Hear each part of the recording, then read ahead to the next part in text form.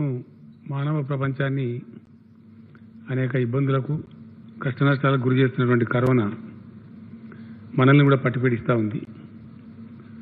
ఈ రోజుకి లేటెస్ట్ దీని ప్రకారంగా మన రాష్ట్రంలో 1096 మందికి, ఇది లేటెస్ట్ అప్డేటెడ్ ఫిగర్, ఇప్పుడు ఈవినింగ్ వరకు కూడా 1096 మెంబర్స్కి ఈ కరోనా పాజిటివ్గా కనుగొనబడ్డది. ఇందులో ట్రీట్మెంట్ పూర్తి చేసుకొని 628 మంది డిశ్చార్జ్ అయ్యి వెళ్ళిపోయినారు.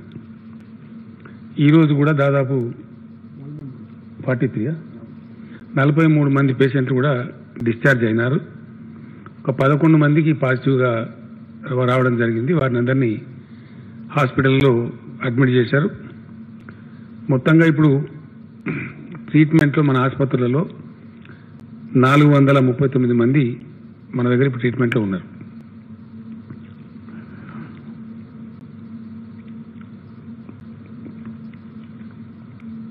ముందు నుంచి చాలా కఠినంగా ఒక పకడ్బందీ వ్యూహంతో మన రాష్ట్రం వ్యవహరించడం జరిగింది.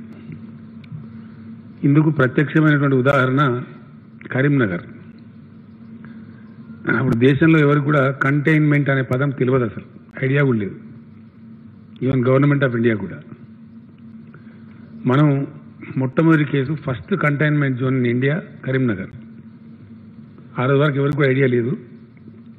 అక్కడ సంభవించిన పరిణామం నేపథ్యంలో ఇండోనేషియన్ దేశస్తులు ఒకటే చోటికి 11 మంది రావడం, ఆ 11 మంది కూడా పాజిటివ్ రావడం, వాళ్ళు అక్కడ చాలా కాలం ఉండటంతో మేల్కొని ఢిల్లీ గవర్నమెంట్ కూడా హెచ్చరించి, కేంద్రాన్ని కూడా హెచ్చరించి మనం చాలా పకడ్బందీ చర్యలు తీసుకున్నాం. నేను వైద్య శాఖ మంత్రి రాజేందర్ గారికి, అక్కడ స్థానిక మంత్రి రాజేందర్, మన గంగుల కమలాకర్ గారికి, అట్లానే వైద్య శాఖ అధికారులకు, పోలీసు, ఆ జిల్లా కలెక్టర్ గారికి ప్రత్యేకమైనటువంటి అభినందనలు తెలియజేస్తా ఉన్నాను. అహోరాత్రులు కష్టపడి విత్ మినిమల్ లాసెస్, ఒక్క లైఫ్ కూడా పోకుండా, వితౌట్ ఏ సింగిల్ డెత్ కరీంనగర్ని మనం కాపాడగలిగాం. ఒక దశలో నేను కూడా వెళ్తా అంటే అక్కడ అధికారులు కావచ్చు, ఇక్కడ రాజేందర్ గారు కావచ్చు, మనం పోతే, సీఎం పోతే రొటీన్గా ఉండే హడావుడి ఉంటుంది కాబట్టి వర్క్ డిస్టర్బ్ అయ్యే అవకాశం ఉంటుంది. అంటే నేను కూడా మానేసుకున్నా, ప్రయాణం పెట్టుకున్నామని కూడా మానుకున్నా. దాని రిజల్ట్ ఇప్పుడు కనపడతా ఉంది. We are 100% successful. చాలా బాగా జరిగింది. కంట్రీకే ఒక రోల్ మోడల్ అయినాం మనం కరీంనగర్ నుంచి. దాని నుంచి కేరళ కూడా చాలా ఉదాహరణలు తీసుకున్నారు. టఫ్గా ఎట్లా ఉండాలా ఓ సిచ్యువేషన్ వస్తే అని చెప్పి కరీంనగర్ దాని నుంచి మనం కూడా బాగా నేర్చుకొని మిగతా అంతా కూడా అట్లనే ఎక్కడ పకడ్బందీ చర్యలు ఏ పద్ధతిలో తీసుకోవాలా, అసలు ఎట్లా ఉంది, సమస్య యొక్క సాంద్రత ఏమిటి, సమస్య యొక్క తీవ్రత ఏమిటి, దాని దృష్ట్యా పనిచేసినాం కాబట్టి చాలా చక్కటి ఫలితాలు వచ్చినాయి. చాలా అదుపులో ఉంచగలిగినాం. We are quite successful. ఈరోజు డెత్ రేట్ విషయంలో చూస్తే కూడా కంట్రీ డెత్ రేట్ వచ్చి 3.37 ఉంది. మన దగ్గరనేమో 2.64 ఉంది. తక్కువ ఉన్నాం మనం కంట్రీ యావరేజ్లో. యాక్టివ్ కేసెస్ విషయంలో కూడా కంట్రీ యావరేజ్ 69% ఉంది, 69.21. మనము 42.7% ఉంది. అట్లనే రికవరీ రేట్ చూస్తే రికవరీ కంట్రీ యావరేజ్ ఏమో 27.40 ఉంది, మన కాడికి వస్తే 57.3 ఉంది. సో ఇట్లా ఏ పారామీటర్లో చూసుకున్నా కూడా డెఫినెట్గా మనం చాలా చక్కగా ముందు పోతూ ఉన్నాం. దీనికోసం పనిచేసినటువంటి నాయకులు కావచ్చు, అధికారులు కావచ్చు, వైద్య సిబ్బంది, పోలీస్ సిబ్బంది, ఇంకా ఇతరత్ర పనిచేసినటువంటి సిబ్బంది, ప్రత్యేకించి మా జిల్లా కలెక్టర్లు అందరికీ కూడా నేను హృదయపూర్వకమైనటువంటి అభినందనలు తెలియజేస్తా ఉన్నా. ఈ కృషి ఇట్లానే కొనసాగవలసిన అవసరం ఉంది. ఎందుకోసం అంటే మన దగ్గర దీనిలో దశలు ఉన్నవి. అంతర్జాతీయ స్థాయిలో దీన్ని చూసే దాంట్లో రకరకాల పద్ధతుల్లో దీన్ని విశ్లేషిస్తారు. ఆ విశ్లేషణలో ఫ్లాటనింగ్ అంటారు, అంటే ఆ కర్వ్ కిందికి పోవడం, తగ్గిపోవడం. మనం ఇప్పుడు ఫ్లాటనింగ్ స్టేజ్లో ఉన్నాం తెలంగాణ. దీన్ని పూర్తిగా క్రష్ చేయాలి, జీరోకి తీసుకురావాలి. ఆ ప్రయత్నం జరుగుతూ ఉంది, చాలా తీవ్రంగా జరుగుతూ ఉంది. సో అట్లా ఇంకో మంచి వార్త కూడా ఏంటంటే, ఇంతకుముందే మధ్యాహ్నం జీనోమ్ వ్యాలీ, మన రాష్ట్రంలో చాలా ప్రఖ్యాతిగాంచినటువంటి జీనోమ్ వ్యాలీ ఏదైతుందో, అక్కడ ఆల్మోస్ట్ మొదటి దశలో స్థాపించబడ్డ 2-3 ఫ్యాక్టరీలలో ఒకటి భారత్ బయోటెక్ అని చెప్పి ఒక కంపెనీ ఉంది. దానికి సంబంధించిన వాళ్ళు సీఎం రిలీఫ్ ఫండ్కి 2 crores ఇవ్వడానికి వచ్చినారు. వాళ్ళు కాసేపు మాట్లాడిన వారితో పాటు మొన్న ఈ మధ్యనే హైదరాబాద్లో అతి సనాతనమైన బయోటెక్ ఫ్యాక్టరీ, మన బయాలజికల్ ఇవాన్స్ బిఈ మహిమా దాట్లా అని చెప్పి దాని ఎండి గారు, వారు కూడా వచ్చినారు. తర్వాత మన రెడ్డి గారు ఉన్నారు, శాంతా బయోటెక్, వరప్రసాద్ రెడ్డి గారు, ఆయన చాలా గొప్పవాడు. వారు కూడా చెప్పినారు చాలా సీరియస్గా పరిశోధన జరుగుతూ ఉంది, ఆగస్టుకే మాకు వ్యాక్సిన్ వచ్చే ఆస్కారం ఉందని చెప్పినాడు ఆయన. 2 చేస్తూ ఉన్నాం సైమల్టేనియస్గా, ఆగస్టు అండ్ సెప్టెంబర్ 2 వ్యాక్సిన్లు తెస్తూ ఉన్నాం. 100% సక్సీడ్ అవుతామని చెప్పి చాలా విశ్వాసాన్ని వారు చెప్పినారు. ఒకవేళ అది కనుక మన ఎక్స్పెక్టెడ్ టైంలో అది మన రాష్ట్రం నుంచే, మన తెలంగాణ నుంచి, జీనోమ్ వ్యాలీ నుంచి ఆవిష్కరణ కనుక వస్తే, ఇటు బయాలజికల్ ఇవాన్స్ కావచ్చు, భారత్ బయోటెక్ కావచ్చు, లేదు మన శాంతా బయోటెక్ వరప్రసాద్ రెడ్డి గారు చేస్తున్న కృషి కావచ్చు, వస్తే కనుక చాలా గ్రేటు. అది ప్రపంచానికి మనం రిలీఫ్ ఇచ్చిన వాళ్ళం అవుతాం, మనకు దేశానికి ప్లస్ ప్రపంచానికి కూడా పెద్ద సాయం చేసిన వాళ్ళం అవుతాం. మనం అందరం కూడా భగవంతుని ప్రార్థించుదాం, ఎంత తొందరగా వ్యాక్సిన్ వస్తే అంత గొప్ప విజయం మానవ జాతి సాధిస్తుంది. కాబట్టి అది జరగాలని చెప్పి మనస్ఫూర్తిగా కోరుకుందాం. అట్లానే దీన్ని డెఫినెట్గా గట్టిగా ప్రజలు ఫాలో కావాల్సిన అవసరం ఉంది. మనం గడ్డకు పడ్డం కాకపోతే ఇంకా పూర్తిగా పడవలసిన అవసరం ఉంది. నమ్మటానికి వీలు లేదు, కనిపించని శత్రువు. కాబట్టి దయచేసి ప్రజలు తమకు తామే స్వీయ నియంత్రణ పాటించాలా. అది ఎవరి కోసమో, ఎవరో బలవంత పెడుతున్నాం పాటిస్తున్నాం అని అనుకోవాల్సిన అవసరం లేదు. మనల్ని మనం రక్షించుకోవడానికి ఇప్పుడు మనం చాలా చక్కగా రక్షించుకోగలిగినాం. పెద్ద అతిశక్తివంతమైన అమెరికాలోనే కుప్పలుగా చచ్చిపోతూ ఉన్నారు. మన దేశంలో కూడా కొన్ని రాష్ట్రాలలో భయంకరంగా పోతూ ఉంది. మరి మనం చాలా తక్కువ నష్టాలతోని మన చేతిలో ఉన్న ఒకే ఒక ఆయుధం లాక్డౌన్, అంటే భౌతిక దూరాన్ని పాటిస్తూ, దాన్ని సోషల్ డిస్టెన్స్ అని రాస్తున్నారు, కొంచెం బాగలేదు పదము, భౌతిక దూరం అని రాద్దాం దయచేసి. నేను మీకు కూడా రిక్వెస్ట్ చేస్తా ఉన్నా, అది సాంఘిక బహిష్కరణ లాగా ఉంది సోషల్ డిస్టెన్స్ అంటే.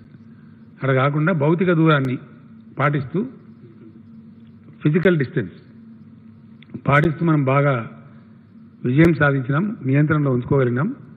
ఇంకా కొంచెం పంటి బిగు ఉన్నో, ఒంటి బిగు ఉన్నో, ఇంకా కొంచెం ముందుకు పోతే మనకు డెఫినెట్గా విజయం వచ్చే ఆస్కారం ఉంటుంది. తక్కువ నష్టాలతోని మన రాష్ట్రం, మన సమాజం బాగుపడే అవకాశం ఉంటుంది. కాబట్టి అందరూ కూడా దయచేసి సహకరించాలని చెప్పి నేను కోరుతా ఉన్నా. ముఖ్యంగా ఇతర వ్యాధులు ఉన్నటువంటి వాళ్ళు, ఆల్రెడీ ట్రీట్మెంట్లో ఉన్నటువంటి వాళ్ళు, షుగర్ వ్యాధిగ్రస్తులు కావచ్చు, బీపీ కావచ్చు, డయాలసిస్లో ఉన్న కిడ్నీ రోగులు కావచ్చు, అట్లానే క్యాన్సర్ పేషెంట్స్ కావచ్చు, ఇతరత్ర ఎయిల్మెంట్స్, గుండె జబ్బులున్న వాళ్ళు కావచ్చు, వాళ్ళు ట్రీట్మెంట్ తీసుకుంటూ ఉన్నారు గవర్నమెంట్ హాస్పిటల్లో, ప్రైవేట్ హాస్పిటల్లో. వాళ్ళంతా మెడికల్ డిపార్ట్మెంట్ లిస్టులో ఉన్నారు. వాళ్ళు పదే తిరిగే అవసరం లేకుండా నిన్నే మినిస్టర్ గారు ఈటెల రాజేందర్ గారు డిసైడ్ చేసినారు. వాళ్ళకు 3 నెలలకు కావాల్సిన అవసరాలు మందులు ఒకటేసారి ఇవ్వాలని చెప్పి డిసైడ్ చేశారు. వారు బయటికి రావద్దని చెప్పి నేను కోరుతా ఉన్నా. వారి కోసం ప్రత్యేకంగా 1 కోటి మాస్కులు, వాళ్ళు 40 నుంచి 50 లక్షల మధ్య ఆ పేషెంట్లు ఉన్నారు, వారికి ఫ్రీగానే మాస్కులు హెల్త్ డిపార్ట్మెంటే సప్లై చేస్తుంది. అవి కాటన్వి తయారు చేస్తూ ఉన్నారు ప్రత్యేకంగా, వాషబుల్ అన్నమాట. అవి వాడుకోవడానికి, వాళ్ళకు బయటికి తిరగడానికి ఇబ్బంది లేకుండా, వాళ్ళకు సంక్రమించకుండా, వాళ్ళ ద్వారా ఇతరులకు సంక్రమించకుండా, వాళ్ళకు కొంచెం సులభంగా జబ్బు సోకే ఆస్కారం ఉంటుంది కాబట్టి, ప్రమాదం కూడా జరిగేటువంటి ఆస్కారం ఉంటుంది కాబట్టి వాళ్ళని కాపాడుకోవాలని చెప్పి 1 కోటి మాస్కులు వాళ్ళకు ఫ్రీగా మెడికల్ డిపార్ట్మెంట్ మినిస్టర్ గారు డిస్ట్రిబ్యూట్ చేయిస్తారు. దాని ప్రణాళిక కూడా డిపార్ట్మెంట్ వాళ్ళు ఆల్రెడీ తయారు చేశారు. ఆ ప్రకారంగా దాని మీద మనం ముందుకు పోదాం. దీంట్లో మన రాష్ట్రం ఇప్పుడు కేంద్ర ప్రభుత్వం వాళ్ళు కొన్ని మార్గదర్శకాలను పాటిస్తూ కొన్ని జోన్లుగా మొత్తం దేశాన్ని విభజించినారు. Red zone, orange zone, green zone అని విభజించినారు. ఇందులో 6 జిల్లాలు మనవి రెడ్ జోన్లో ఉన్నవి. సూర్యాపేట, గద్వాల, వికారాబాద్, మేడ్చల్, రంగారెడ్డి, హైదరాబాద్. ఈ 6 జిల్లాలు రెడ్ జోన్ కింద ఉన్నవి. 9 జిల్లాలు గ్రీన్ జోన్ కింద ఉన్నవి. కొద్దిగా మీరు రాష్ట్ర మంచి దయచేసి కొద్దిగా ఓపిక తెచ్చుకొని ఇంకా ప్రజలకు క్లారిటీ రావాల్సిన అక్కర ఉంటుంది. యాదాద్రి భువనగిరి, వరంగల్ రూరల్, వనపర్తి, భద్రాద్రి కొత్తగూడెం, సిద్దిపేట్, ములుగు, మహబూబాబాద్, నాగర్ కర్నూల్, పెద్దపల్లి. ఈ 9 మనకు గ్రీన్ జోన్లో ఉన్నది. అట్లానే మరొక 18 జిల్లాలు ఆరెంజ్ జోన్లో ఉన్నాయి. అందులో సంగారెడ్డి, మహబూబ్ నగర్, మెదక్, జయశంకర్ భూపాలపల్లి, కామారెడ్డి, కరీంనగర్, జగిత్యాల్, మంచిర్యాల్, నారాయణపేట్, రాజన్న సిరిసిల్ల, నల్లగొండ, నిజామాబాద్, ఆదిలాబాద్, ఖమ్మం, జనగామ, కుమ్రంభీం, ఆసిఫాబాద్, నిర్మల్, జోగులాంబ, గద్వాల. ఈ 18 జిల్లాలు ఆరెంజ్ జోన్లో ఉన్నాయి. ఈ క్లాసిఫికేషన్ ప్రకారం కొన్ని సడలింపులు భారత ప్రభుత్వం ఇచ్చింది. కొంత వ్యవస్థ ఆ ప్రకారం నడుచుకోవాలని చెప్పింది. మనం దాన్ని అతిక్రమించడానికి మనకు అధికారాలు లేవు. అంతకన్నా కొంచెం కఠినంగా పెట్టుకోవచ్చు. ఆ వెసులుబాటు మనకు ఇచ్చినారు. కానీ we have to follow government of India guidelines. మనం ఫాలో చేయాల్సిందే.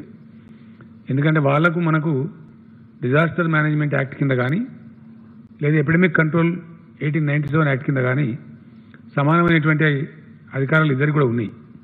కేంద్ర ప్రభుత్వానికి, రాష్ట్ర ప్రభుత్వానికి. కేంద్రం ముందు జారీ చేసింది కాబట్టి అది మొత్తం దేశానికి వర్తిస్తుంది కాబట్టి మనం కూడా ఫాలో చేయాల్సి ఉంటుంది. ఇందులో ఒక దాదాపు 5-6 జిల్లాలు రేపటికే బహుశా గ్రీన్ జోన్లో, ఇవాళకైనా ఈ రోజుకి అవి గ్రీన్ జోన్లోకి పోతా ఉన్నాయి. కాకపోతే హెల్త్ మినిస్టర్ గారు, కేంద్ర హెల్త్ మినిస్టర్ గారికి రాసి దాన్ని మళ్ళీ మార్చించారు అధికారికంగా. అట్లా మారుస్తూ ఉంటారు. ఆ ప్రకారంగా ఎప్పుడు పోతే రాజేంద్ర గారివి నెక్స్ట్ 11 డేస్లో ఈ 18 డిస్ట్రిక్ట్స్ కూడా గ్రీన్ జోన్లోకి పోతాయి. కంటైన్మెంట్ ఏరియాస్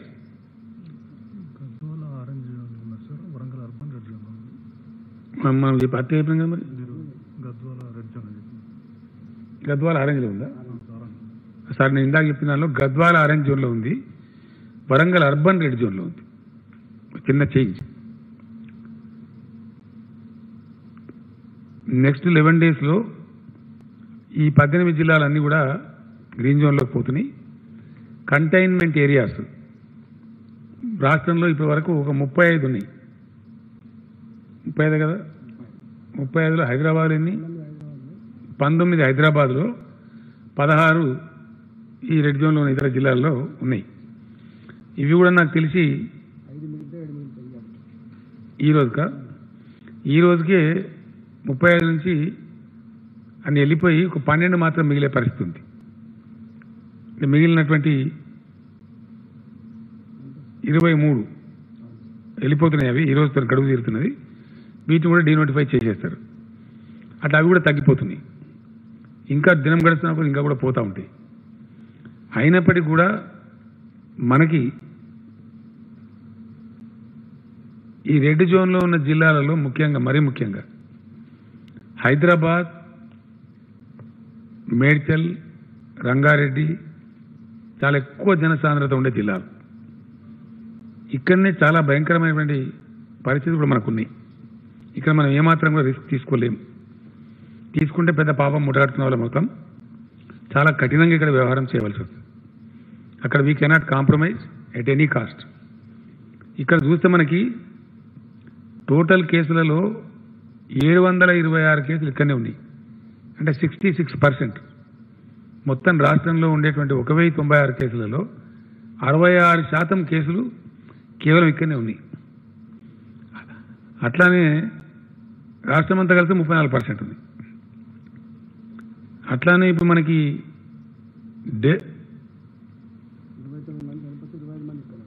డెత్స్లో కూడా మొత్తం 29 మరణాలు సంభవిస్తే 25 మంది ఇక్కడనే చనిపోయిన వాళ్ళు, అది 86% ఇక్కడనే చనిపోయినారు. తర్వాత ఇప్పుడు లేటెస్ట్ వచ్చే కేసులు, నిన్న మొన్న వచ్చే కేసులు మనం ఈ రోజుతో సహా అన్నీ కూడా జిహెచ్ఎంసీ వస్తూ ఉన్నాయి. మనకి ఎక్కడ ఇప్పుడు సూర్యాపేట రెడ్ జోన్ ఉంది, అటు నుంచి రావట్లేదు. ఆల్మోస్ట్ అయిపోయింది సూర్యాపేట, వాస్తవానికి 14 days అయిపోయింది. అట్లానే గద్వాల నుంచి కూడా ఆల్మోస్ట్ 0 ఉంది. నిజామాబాద్ అర్బన్ నుంచి కూడా దగ్గరకు వచ్చింది. ఆ జిల్లాలన్నీ పోతున్నాయి. వికారాబాద్ కూడా నాకు తెలిసి 2 days తర్వాత అది కూడా ఫ్రీ అయిపోతుంది. కానీ ఈ 3 జిల్లాలే ఉంటున్నాయి ప్రధానంగా. నేమ్సేక్ ఉన్నప్పటికీ సూర్యాపేట, గద్వాల, వికారాబాద్ వెళ్ళిపోతాయి ఇంకో 2-3 days. ఒకటైతే వెళ్ళిపోయింది, ఇలా సూర్యాపేట ఆల్రెడీ వెళ్ళిపోయింది. అది రెడ్ జోన్ నుంచి ఆరెంజ్ జోన్కి రావాలా. వికారాబాద్ కూడా పోయింది. గద్వాల ఒకటే 1 or 2 days ఉన్నట్టుంది. అంటే ఆ ప్రోటోకాల్ డేట్స్ ఏదైతుందో ఆ టైం అయిపోతూ ఉంది. అప్పుడు మిగిలేటి ఏంటి అంటే మనకి ఇవే. ఈవెన్ ఈ రోజు వచ్చే కేసులు అంటే లేటెస్ట్ నిన్న మొన్న వస్తున్న కేసులు అన్నీ కూడా జిహెచ్ఎంసీ పరిధిలో ఈ 3 జిల్లాలనే వస్తున్నాయి. అత్యంత ఎక్కువ జనసాంద్రత, ప్రజలు ఎక్కువగా ఉండేది ఈ జిల్లాలోనే మనకు ఎక్కువ ఉంటారు. కోటి జనాభా పైచీలకు ఇక్కడ ఉంటుంది. కాబట్టి ఇక్కడ ఉన్న ప్రజలు ఎవరైతే ఉన్నారో దయచేసి పూర్తి స్థాయికి సహకారం చేయాలా. ఇక్కడనే కమ్యూనిటీ స్ప్రెడ్ కూడా అయ్యే అవకాశం ఉంటుంది. ముంబై చూస్తూ ఉన్నాం మనం, ఒక్కొక్క రోజుకు భయంకరంగా పెడతా ఉన్నాయి. We are worried. ఆ దుస్థితి మనకు రావద్దు. మన హైదరాబాద్ చల్లగా ఉండాలి, మంచిగా బతకాలి. మనకు చాలా ఎంక్వైరీలు వస్తూ ఉన్నాయి. పెట్టుబడులన్నీ చైనా నుంచి విడ్రా చేసుకుంటే ఇండియాకు వస్తామని, ఇండియాలో సౌత్ ఇండియాలో మెయిన్ ఫోకస్ హైదరాబాద్ మీద ఉంది. చాలా పెద్ద లాభం మనకు జరిగే అవకాశం ఉంది. ఉజ్వలమైన భవిష్యత్తు ఉండే అవకాశం ఉంది. సో అటువంటి పరిస్థితులలో హైదరాబాద్ని చాలా సేఫ్గా కాపాడుకోవాల్సిన బాధ్యత మన మీద ఉంది. 100% we have to be very strict here. మొత్తం పైన ప్రపంచవ్యాప్తంగా కూడా ఇట్లాంటి వైరస్ వచ్చినప్పుడు గత అనుభవాల దృష్ట్యా, అది స్వైన్ ఫ్లూ కావచ్చు, స్పానిష్ ఫ్లూ కావచ్చు, ఇతరత్ర సంభవించిన వైరస్లు కావచ్చు, యావత్తు వైద్య ప్రపంచం, గొప్ప శాస్త్రవేత్తలు వెలిబుచ్చుతున్నటువంటి అభిప్రాయం ఏంటంటే ఒక 70 days సైకిల్ మనం పాస్ అయినట్టయితే, ఎక్కువ ఇబ్బందులు, ఎక్కువ ట్రాన్స్మిషన్ లేకుండా పాస్ అయినట్టయితే చాలా వరకు అది కంట్రోల్ అయ్యి మన స్వాధీనంలోకి అది వచ్చే అవకాశం ఉంటుంది. మనకు అప్పర్ హ్యాండ్ వచ్చే, మన వైద్య శాఖకు అప్పర్ హ్యాండ్ వచ్చే అవకాశం ఉంటుంది. అడపా ఏదో అక్కడో కేసు వస్తే స్పొరాడిక్గా కంట్రోల్ చేసుకోవచ్చు, చాలా సులభంగా ఉంటుంది. కాబట్టి దాన్ని పాటించాలని చెప్తున్నారు. ఎట్లాగో మనం ఇంత కష్టపడ్డాం, ఇప్పుడు మొత్తం మన రాష్ట్రం అంతా ఫ్రీ అవుతా ఉంది. ఓన్లీ రాజధాని మట్టుకే ఈ 3 జిల్లాలే మనకు తేడాగా ఉన్నాయి. కాబట్టి చాలా ఖచ్చితంగా దీన్ని మనం కాపాడుకునే ప్రయత్నం జరగాలి. అందుకోసం యావత్ రాష్ట్రంలో 2 విషయాలు నేను స్పష్టంగా మనవి చేస్తా ఉన్నా. కొంతమంది కోపం రావచ్చు నా మీద, కానీ మెజారిటీ ప్రజలు నిన్న మొన్న కూడా టీవీ ఛానల్ చేస్తే ఖచ్చితంగా లాక్డౌన్ పొడిగించాలని చెప్తున్నారు. నేను చాలామందితో మాట్లాడితే వాళ్ళు అది కూడా చెప్తున్నారు. గౌరవ శాసనసభ్యులను, మంత్రివర్గ సభ్యులను, ఇలా మంత్రిమండలిలో కూడా అదే అభిప్రాయం వచ్చింది. మనం ఏదైనా తక్కువైతే బతకచ్చు, కానీ మనుషులను పొడగొట్టుకోవద్దు, ఇప్పటికి బాగున్నాం, ఇది ఇట్లే కొనసాగాలి, కఠినంగా ఉండాలని చెప్పడం జరిగింది. అందువల్ల not regard to the government of India dead line 29th May వరకు మన రాష్ట్రంలో లాక్డౌన్ పొడిగిస్తూ ఉన్నాం. ఖచ్చితంగా దాన్ని సీరియస్గా అమలు చేస్తాం. కర్ఫ్యూ, నైట్ కర్ఫ్యూ రాష్ట్రం అంతా కూడా ఉంటుంది. ఎట్ ఎనీ కాస్ట్ 7 PM తర్వాత సీరియస్ కర్ఫ్యూ ఉంటుంది. దయచేసి దాన్ని ఖచ్చితంగా మనం ఫాలో కావాలి. ఎట్టి పరిస్థితులలో 6 o'clock వరకే అందరూ కూడా పనులు ముగించుకొని, పర్చేజింగ్స్ కానీ ఇతర కార్యక్రమాలు కానీ ముగించుకొని 6 to 7 లోపల పావుగా 7కే ఇళ్లలోకి చేరుకోవాలా. లేదంటే పోలీస్ చర్యలు తీసుకుంటారు, మనకు చాలా ఇబ్బందులు వచ్చే ఆస్కారం ఉంటుంది. ఆ విషయంలో కఠినంగా ఉంటారు. దయచేసి ప్రజలు సహకరించాలని కోరుతా ఉన్నా. ఇంతకాలం మనం బాగా విజయం సాధించినాం. కాబట్టి ఇప్పుడు మనం డెఫినెట్గా దీన్ని అతిక్రమిస్తే చాలా దెబ్బలు తినేటువంటి ప్రమాదానికి పోతాం. ఎట్టి పరిస్థితుల్లో మనం ఆ లేని కష్టం కొని తెచ్చుకోవద్దు. 4 రోజులైతే ఎట్లాగో మన టెంపరేచర్స్ కూడా బాగా పెరిగిపోయినాయి. 39 డిగ్రీస్, 38 డిగ్రీస్, 40 డిగ్రీస్ పోతా ఉన్నాం. ఇంకా టెంపరేచర్స్ రైజ్ అవుతాయని కూడా చెప్తా ఉన్నారు. గొప్ప పనులు కూడా లేవు. కాబట్టి దయచేసి ప్రజలు సహకరించాలి. మంచి అదుపులో ఉంది. కొద్ది రోజులు ఒప్పుకోట్టుకుంటే చాలా విషయాల్లో మనకు మంచి విజయం వచ్చేటువంటి ఆస్కారం ఉంటుంది. ఇంకో విషయం కూడా ఈ సందర్భంలో చెప్పాల్సిన అవసరం ఉంది. ఇనీషియల్గా మన దేశానికే, తెలంగాణ కాదు, సరే కొందరు తెలుగులో లేదో అవాకులు చవాకులు పేలుతూ ఉంటారు, పెద్ద ఇష్యూ కాదు. కానీ మన దేశానికే ఇటువంటి విపత్తు వస్తే ఎదుర్కొనే నైపుణ్యం లేదు. రాష్ట్ర ప్రభుత్వాన్ని వదిలిపెట్టండి, కేంద్ర ప్రభుత్వం దగ్గర కూడా 10 కిట్లు లేని దుస్థితి. 10 కిట్లు కూడా. ముఖ్యమంత్రుల వీడియో కాన్ఫరెన్స్లో ప్రీతి సుడాన్ గారు అని చెప్పి హెల్త్ సెక్రటరీ గారు ఆమెనే చెప్పినారు. అప్పటిదాకా మనం ఏంటంటే డిపెండెంట్ కంట్రీ, ప్రతిదీ ఇంపోర్టు ఇంపోర్టు ఇంపోర్టు, ప్రతి చిన్న సబ్జెక్ట్ కూడా ఇంపోర్టు. ఈవెన్ మాస్క్, ముక్కు పెట్టుకున్న మాస్క్, N95 మాస్క్ కూడా ఇంపోర్టే. ఆ పర్సనల్ ప్రొటెక్షన్ ఎక్విప్మెంట్, ఆ కిట్, పీపీఈ కిట్ కూడా ఇంపోర్టే. ఎక్కడ లేవు, ఎక్కడ ఒకటి కూడా లేదు. మన దగ్గర ఇంకా నయం, కొన్ని ఎయిడ్స్ బాబత్ పాత కిట్లు ఉంటే మినిస్టర్ గారు దాన్ని గామా రేస్ ట్రీట్మెంట్ చేయించి కొన్ని ఇనిషియల్గా వాడినాం. తర్వాత రాజేందర్ గారు అంటే ఎట్లా ఉంటుందంటే, రాజేందర్ గారు కష్టపడి బెంగళూరులో పట్టుకున్న 15,000 కిట్స్ కానీ ఇస్తా అంటే కొంచెం ఎక్కువ డబ్బు ఇచ్చినా కొందామంటే అక్కడ పోలీసులు దాన్ని సీజ్ చేశారు. మనం రానియలే. ఎక్కడ వాళ్ళది అక్కడ యాంగ్జైటీ కాబట్టి ఆ రాష్ట్రం వాళ్ళు అక్కడనే లాగేసుకున్నారు. అంత కఠినం ఉండే. ఆ స్టేజ్ నుంచి మనం ఇప్పుడు చాలా అద్భుతమైన స్టేజ్కి చేరుకున్నాం. 10 లక్షల కిట్లకు ఆర్డర్ ఇచ్చినాం. అందులో ఆల్మోస్ట్ 5,60,000 కిట్లు మన హ్యాండ్ ఓవర్లో ఉన్నాయి. ఇప్పుడు మనకు సరిపోను కాదు, అవసరమైతే పక్క రాష్ట్రం కూడా సాయం చేసే స్థాయిలో మనం ఉన్నాం. మెడికల్ ఎక్విప్మెంట్ విషయంలో అవి మెడిసిన్స్ కావచ్చు, పీపీఈ కిట్స్ కావచ్చు, N95 మాస్క్ కావచ్చు, అవి కూడా దాదాపు 6 లక్షల పైసలకు ఉన్నాయి. ఈ మాస్క్ అయితే చాలా ఉన్నాయి కదా, అట్లా రకరకాలుగా అవన్నీ ఉన్నాయి. గ్లౌజులు అన్నీ, ఎవ్రీథింగ్ వీఆర్ ఫుల్లీ ఎక్విప్డ్. అది మనకు కాదు, ఇంకోళ్ళు కూడా సాయం చేసే పరిస్థితులు మనం ఉన్నాం. సో ఆరోగ్య శాఖ ఎటువంటి పరిస్థితి ఉత్పన్నమైనా పూర్తి యుద్ధం చేసే స్థాయిలో సన్నద్ధంగా ఉన్నాం. బెడ్స్ అన్ని రెడీ చేసి పెట్టుకున్నాం. హాస్పిటల్స్ అన్ని సిద్ధంగా ఉన్నాయి. ఒక 25,000 మందిని వైద్యులు మరియు పారామెడికల్ సిబ్బందిని కూడా పూల్కి కూడా తయారు చేసి పెట్టినాం. So we are ready to face any eventuality. ప్రభుత్వం తానుగా సిద్ధంగా ఉంది. కావాల్సిందల్లా ప్రజల సహకారమే, పీపుల్ కోఆపరేషనే. ఇంతవరకు వచ్చినాం. కొద్దిపాటు పనిచేస్తే మనం ముందుకు అవకాశం ఉంటుంది. నేను మరొకసారి మనవి చేస్తా ఉన్నా, దయచేసి దాన్ని కోమార్బిడిటీస్ అంటారు. కోమార్బిడిటీస్ అంటే ఇతరత్ర జబ్బులు కలిగి ఉన్నవాళ్ళు, ఇతరత్ర ఎయిల్మెంట్స్ కలిగి ఉన్నవాళ్ళు అని మెడికల్ భాషలో అంటారు. అటువంటి వాళ్ళు ఎట్టి పరిస్థితుల్లో రిస్క్ తీసుకోవద్దు. దయచేసి పెద్దవాళ్ళు, 65 ఇయర్స్ దాటిన వాళ్ళు రాకుండా, వాళ్ళు బయటికి రాకుండా, వాళ్ళ పిల్లలు, వాళ్ళ యోగక్షేమాలు చూడాలి. వాళ్ళని తిప్పవద్దు బయటికి. అత్యవసరం అయితే వైద్య అవసరాల నిమిత్తం తప్ప వాళ్ళని బయటికి రాకుండా చూసుకోవాలా. అట్లానే చిన్నపిల్లల్ని కూడా బయటికి రాకుండా చూసుకోవాలా. తద్వారా మనం పూర్తిగా బయటపడే అవకాశాలు ఉంటాయి. ఆ రకంగా మనం ముందుకు పోవాల్సిన అవసరం ఉంది. దయచేసి దాన్ని స్ట్రిక్ట్గా ఫాలో అవ్వాలని చెప్పి నేను కోరుతా ఉన్నా. ఇందులో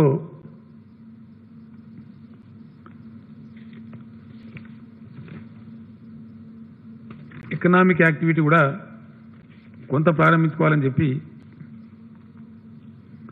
మనకి కొంత కేంద్రం కొన్ని విషయాలు పెట్టింది. అందులో ఆరెంజ్ జోన్లో ఏం చేయాలా, గ్రీన్ జోన్లో ఏం చేయాలా, రెడ్ జోన్లో ఏం చేయాలి అనే నిబంధనలు ఉన్నాయి.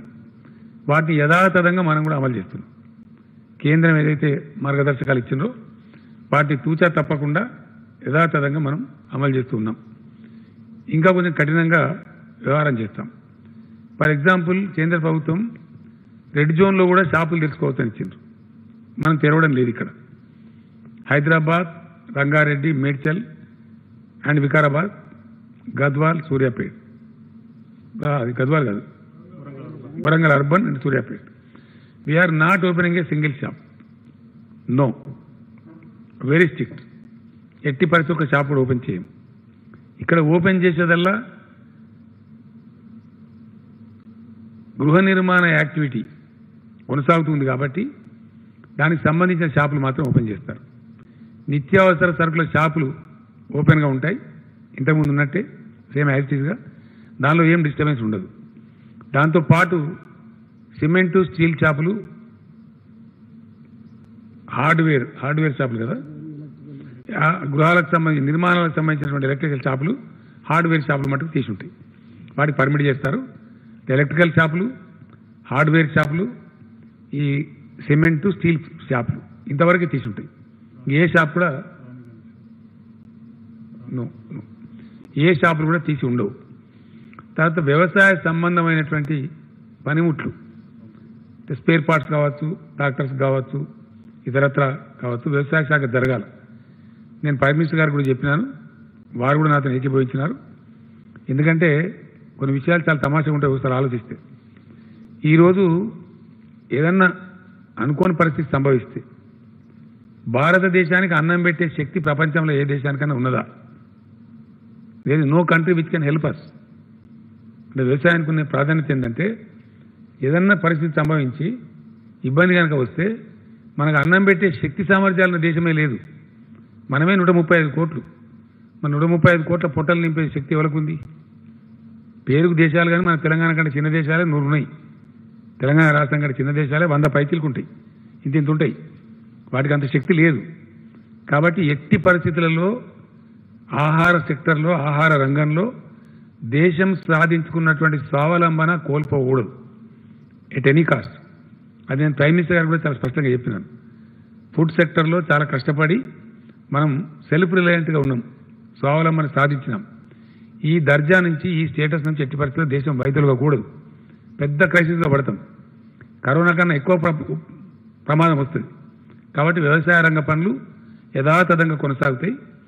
వ్యవసాయ సంబంధమైనటువంటి యంత్రాలు అవిటి కూడా స్పేర్ పార్ట్స్ అవన్నీ కూడా ఆటోమేటిక్గా ఆ షాప్స్ ఎక్కడ ఉన్నా సరే వాటికి అనుమతిస్తారు, వాటికి ప్రాబ్లం లేదు. కొన్ని షాప్స్ ఏవో సికింద్రాబాద్లో ఉన్నాయని చెప్తున్నారు, వాటికి కూడా అనుమతులు ఇస్తారు ఆయా జిల్లా కలెక్టర్ల రిక్వెస్ట్ మేరకు. కాబట్టి దానికి కూడా ప్రాబ్లం లేదు. ఆ రకంగా వ్యవసాయ పనులు, వ్యవసాయ సంబంధమైన యంత్రాలు, ఆ యంత్రాలకు సంబంధించిన స్పేర్ పార్ట్స్ ఆ షాపులు కూడా తీసి ఉంటాయి. అంటే వ్యవసాయ సంబంధమైన suppose fertiliser shops, pesticide shops, seed shops అవన్నీ కూడా తెరిచి ఉంటాయి. కాబట్టి ఆ రకంగా ఉంటాయి. ఈ యొక్క హైదరాబాద్ సిటీ వీళ్ళు నా మీద కోపానికి వస్తారు నాకు తెలుసు. But still I have no way, నాకు గత్యంతరం లేదు. కాకపోతే డాక్టర్లు, మన వైద్య అధికారులు, ఉన్నతాధికారులు వాళ్ళు చాలా పట్టుబట్టినారు. సార్ మీరు ఇంత స్ట్రిక్ట్గా అయితే వ్యవహారం చేసినారు, దయచేసి సిటీని కాపాడుకోవాలంటే ఇక్కడ సడలింపులు ఇవ్వద్దు అని వారు గట్టిగా చెప్పినారు. క్యాబినెట్ కూడా ఈరోజు అందరూ వారు డైరెక్ట్ క్యాబినెట్లో కూడా ఎక్స్ప్లెయిన్ చేసినారు, కారణాలన్నీ ఏంది అనే విషయాలు చెప్పినారు. వైద్య శాఖ వారిని అభినందిస్తూ దాన్ని ఫాలో చేయాలని చెప్పి నిర్ణయించుకున్నాం. అయితే రెడ్ జోన్లో షాపులు ఓపెన్ చేసుకోవచ్చని కేంద్రం చెప్పింది, కానీ మనం ఈ జిల్లాలో ఓపెన్ చేయడం లేదు. ఈ 6 జిల్లాలు 15th వరకు చూస్తాం. 15th వరకు అనుభవాలు వస్తాయి మనకు. ఎందుకంటే నిన్న నుంచే కొంత ఇండియా ఓపెన్ అయింది. నిన్న మనం చూసినాం విచ్చలవిడిగా ఢిల్లీలో లాఠీ చార్జ్ జరగబోయింది, మద్రాసులో పోయింది, బెంగళూరులో విపరీతమైనటువంటి కుప్పలు తెప్పలుగా జనాలు వచ్చారు. ఆ విధంగా చాలా ఇబ్బంది కలిగింది. అది మంచిది కాదు, ఎట్ ఎనీ కాస్ట్ మంచిది కాదు. అట్లా వచ్చి మళ్ళీ ఇన్ని రోజులు చేసిన తపస్సు నీళ్ళలో పోసినట్టు అయిపోతుంది, రాకూడదు. కానీ వచ్చిండ్రు. అయితే మనకి ఏంది ఇప్పుడు 15th మే ఒక స్పెషల్ రివ్యూ మీటింగ్ ఉంటుంది నా స్థాయిలోనే, సీఎం లెవెల్లో. అందులో రివ్యూ చేస్తాం. ఓపెన్ చేసిన తర్వాత దేశంలో నగరాల పరిస్థితి ఏంది, బిహేవియర్ ఎట్లా ఉంది, వైరస్ బిహేవియర్ ఎట్లా ఉంది, డిపార్ట్మెంట్స్ ఏం చేస్తూ ఉన్నాయి, ప్రభుత్వాలు ఏం చేస్తూ ఉన్నాయి, మనకు గుణపాఠం వస్తుంది, మనం నేర్చుకోవడానికి అవకాశం ఉంటుంది. మన రాష్ట్రంలో కూడా గ్రీన్ జోన్లో, ఆరెంజ్ జోన్లో సడలింపులు ఇస్తూ ఉన్నాం కాబట్టి అక్కడ కూడా ఎట్లా ఉంటుందో మనకు తెలుస్తుంది. గ్రీన్ జోన్లో, ఆరెంజ్ జోన్లో మనకు కూడా కొన్ని పట్టణాలు ఉన్నాయి, అర్బన్ పట్టణాలు ఉన్నవి. గ్రీన్ జోన్కి ఆరెంజ్ జోన్కి పెద్ద డిఫరెన్స్ లేదు, ఒక తేడా ఉంది. ఆటో రిక్షాలు అక్కడ నడుస్తాయి గ్రీన్ జోన్లో, ఇక్కడ నడవయి, అది ఒకటే తేడా ఉంది. మిగతా అంతా సేమ్ ఉంది ఆల్మోస్ట్. కాబట్టి ఆరెంజ్ జోన్లో, గ్రీన్ జోన్లో ఉన్నటువంటి తెలంగాణ అంతా మనం ఫ్రీ చేస్తున్నాం కాబట్టి, అంటే ఆల్మోస్ట్ 27 జిల్లాలు, 6 రెడ్ స్పాట్ తప్పితే 27 జిల్లాల్లో అన్ని కూడా మనం సడలింపులు ఇస్తూ ఉన్నాం. అన్ని షాపులు నడుస్తాయి అక్కడ, అంటే అన్ని షాపులు మొత్తం నడివాయి. నేను మీకు ఎక్స్ప్లెయిన్ చేస్తాను. మండల స్థాయికి రూరల్ ఏరియాలో 100% షాప్స్ తెరుస్తారు గ్రీన్ అండ్ ఆరెంజ్ జోన్స్. మండల కేంద్రం అండ్ కింది గ్రామాలు అన్ని రకాల షాపులు 100% తెరుచుకోవచ్చును. వాళ్ళకి అభ్యంతరం లేదు, వారిని ఎవరు అభ్యంతరం పెట్టరు. From mandal head quarter down to the village. అదే మున్సిపాలిటీలు అయినప్పుడు అట్లా తెరవనివ్వరు. ఎందుకంటే మన దగ్గర సపోజ్ నల్గొండ జిల్లా ప్రకాశం బజార్ ఉంటుంది, అన్ని షాప్స్ ఉంటాయి, ఈ పక్క ఆ పక్క, షాప్ పక్క షాప్ ఉంటుంది. అప్పుడు ఈ భౌతిక దూరం పాటించడం కష్టమవుతుంది. షాపులో పనిచేసే వాళ్ళు కూడా కుప్పలు తెప్పలు వస్తారు, ఎక్కువ మంది వచ్చి మన టౌన్స్ అన్నీ అట్లే ఉంటాయి మన తెలంగాణలో. కాబట్టి మున్సిపల్ టౌన్స్ ఏవైతున్నాయో వాటిలలో ఓన్లీ 50% షాప్సే తెరుస్తారు. అది మున్సిపల్ కమిషనర్లకు ఆదేశాలు ఇస్తున్నాం, అర్బన్ సెక్రటరీ గారు ఇస్తూ ఉన్నారు. లాటరీ తీస్తారు, ఈరోజు 50%, రేపు 50%, మళ్ళీ ఎల్లుండి ఈ 50%. సైకిల్లో అన్ని షాపులకు ఆపర్చునిటీ వస్తుంది, అందరూ కూడా వ్యాపారం చేసుకోవాలి. కాబట్టి ప్రతిరోజు మటుకు 50% షాప్స్, ఆల్టర్నేటివ్ షాప్సే తెరుస్తారు. సో దట్ రష్ రాదు, కొంతమంది సేఫ్గా ఉండే ఆస్కారం ఉంటుంది. అనుభవాన్ని బట్టి చూసుకుంటాం. అక్కడ డిస్టెన్స్ పాటించాలి. నేను కొద్దిగా మొండి, అందరికి తెలుసు. డిస్టెన్స్ కింది చేస్తే తెల్లారే బ్యాన్ చేస్తాం. కాబట్టి ప్రజలు కానీ షాపుల వాళ్ళు కానీ ఈ సదవకాశాన్ని పొడగొట్టుకోవద్దు. చెప్పింది కదా అని చెప్పి మళ్ళీ కుప్పలు వస్తే చూసుకుంటే కూర్చోము. మీడియా రిపోర్ట్ చేస్తుంది, ఎలక్ట్రానిక్ మీడియా గ్యారెంటీ రిపోర్ట్ చేస్తుంది, మాకు అన్నీ తెలుస్తూనే ఉంటాయి. కాబట్టి ఊరుకునే పరిస్థితి ఉండదు. మీరుగా మీడియా వాళ్ళకు నేను ప్రార్థిస్తున్నా, ఎక్కడన్నా మరీ అన్రూలీ ఉంటే దయచేసి వెంటనే రిపోర్ట్ చేయండి, తగిన చర్యలు కూడా తీసుకుందాం. మీ సహకారం కావాలని మీడియా సహకారం కూడా నేను కోరుతా ఉన్నా. షాపులు ఉదయం 10 గంటల నుంచి 6 గంటల వరకు తెరిచి ఉంచుతారు. మార్నింగ్ 10 to 6, 7 నుంచి కర్ఫ్యూ. కాబట్టి నేను మళ్ళీ ఒకసారి చెప్తున్నా, no confusion. Night time curfew entire స్టేట్లో ఉంటుంది, మొత్తం రాష్ట్రంలో ఉంటుంది. ఈ జిల్లా లేదు, ఆ జిల్లా లేదు, గ్రీన్ లేదు, రెడ్ లేదు, అన్ని జిల్లాలలో 33 జిల్లాలలో 7 గంటల నుంచి ఉదయం 6 గంటల వరకు కర్ఫ్యూ ఉంటుంది. తప్పకుండా ఉదయం 6 నుంచి వాళ్ళ కార్యకలాపాలు ప్రారంభించుకోవచ్చు. ఆ రకంగా షాపులు మట్టుకు వ్యాపార కార్యకలాపాలు 10 o'clock నుంచి తెరుచుకోవచ్చు. మళ్ళా ఒకసారి నేను చెప్తున్నా, గ్రామీణ ప్రాంతంలో 100% షాపులు తెరుచుకోవచ్చు. దట్ ఈజ్ మండలం టు విలేజ్, మండల కేంద్రం టు విలేజ్. మున్సిపల్ టౌన్స్లో మట్టుకు 50% షాప్స్కి అనుమతిస్తారు. అది వీరికి వారికి అని పక్షపాతం ఉండదు. మున్సిపల్ కమిషనర్లు వెంటనే రేపే లాటరీస్ తీసి వాళ్ళకి చెప్పేస్తారు. ఆ ప్రక్రియ అయిపోగానే వాళ్ళ షాపులు తెచ్చుకోవచ్చు, వాళ్ళు నడుచుకోవచ్చు. ఈ రోజు కొందరికి వస్తుంది, రేపు కొందరికి వస్తుంది, మళ్ళీ ఎల్లుండి వాళ్ళకి వస్తుంది. సైకిలే కాబట్టి పెద్ద ఇబ్బంది లేదు. కాబట్టి అన్ని షాపులకు అవకాశం వస్తుంది. కన్స్ట్రక్షన్ పనులు చేసుకోవచ్చు, వాటికి ఇబ్బంది లేదని చెప్పినాం. వాటికి సంబంధించిన షాప్స్ కూడా ఉంటాయి. ఆ రకంగా ఉంటాయి. ఈ పద్ధతులలో మనం ముందుకు పోవాలి. ఇది మన వైద్యులు, విజ్ఞులు అందరూ కూడా చెప్పింది కాబట్టి ఆ ప్రకారం పోతే ఎక్కువ శాతం మనం కాపాడుకునేటువంటి అవకాశం ఉంటుంది. కాబట్టి దయచేసి ఆ ప్రకారంగా ముందుకు పోవాలి. తర్వాత ఏవైతే మిగతా మార్గదర్శకాలని మీరు చూసిన నిన్న మొన్న పేపర్లలో ప్రజలు కూడా చూసినారు. సేమ్ కేంద్రం ఏదైతే ఇచ్చిందో అదే ప్రకారంగా మనం ముందుకు పోతాం. ప్రైవేట్ ఆఫీసులు 1/3% తోని ఆర్డర్ చేసుకోవచ్చు. గవర్నమెంట్ కార్యాలయాన్ని పనిచేస్తాయి. ఇందులో స్టాంప్స్ అండ్ రిజిస్ట్రేషన్ శాఖ 100% పనిచేస్తుంది. దానికి ఏం మినహాయింపు లేదు. అది ఇక్కడున్నా అక్కడున్నా ఎక్కడున్నా కూడా మన కొంత రాష్ట్రానికి ఆదాయం తెచ్చేది కాబట్టి 100% అవి పనిచేస్తాయి. రేపటి నుంచి భూముల అమ్మకాలు, కొనుగోళ్లు యథాతథంగా చేసుకోవచ్చును. అక్కడ కూడా కరోనా నిబంధనలు పాటించాలి. భౌతిక దూరం పాటించే విధంగా సబ్ రిజిస్ట్రార్ కార్యాలయాలు, సంబంధిత అధికారులు చర్యలు తీసుకోవాలి. ఆ ప్రకారంగా రిజిస్ట్రేషన్ మట్టుకు రేపటి నుంచి కంప్లీట్గా వస్తుంది. ఇసుక మైనింగ్ కూడా రేపటి నుంచి ప్రారంభిస్తారు, రేపటి నుంచే. ఎందుకంటే కన్స్ట్రక్షన్ జరగాలంటే ఇసుక అవసరం ఉంటుంది కాబట్టి అవి జరగాల్సిన అవసరం ఉంటుంది.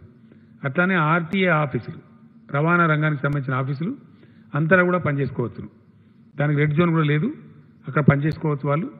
మొత్తం వాహనాల యొక్క రిజిస్ట్రేషన్లు అవన్నీ యథాతథంగా అమలు చేయబడతాయి.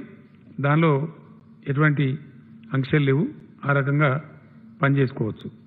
ఇవి కూడా జరుగుతూ ఉంటాయి. అయితే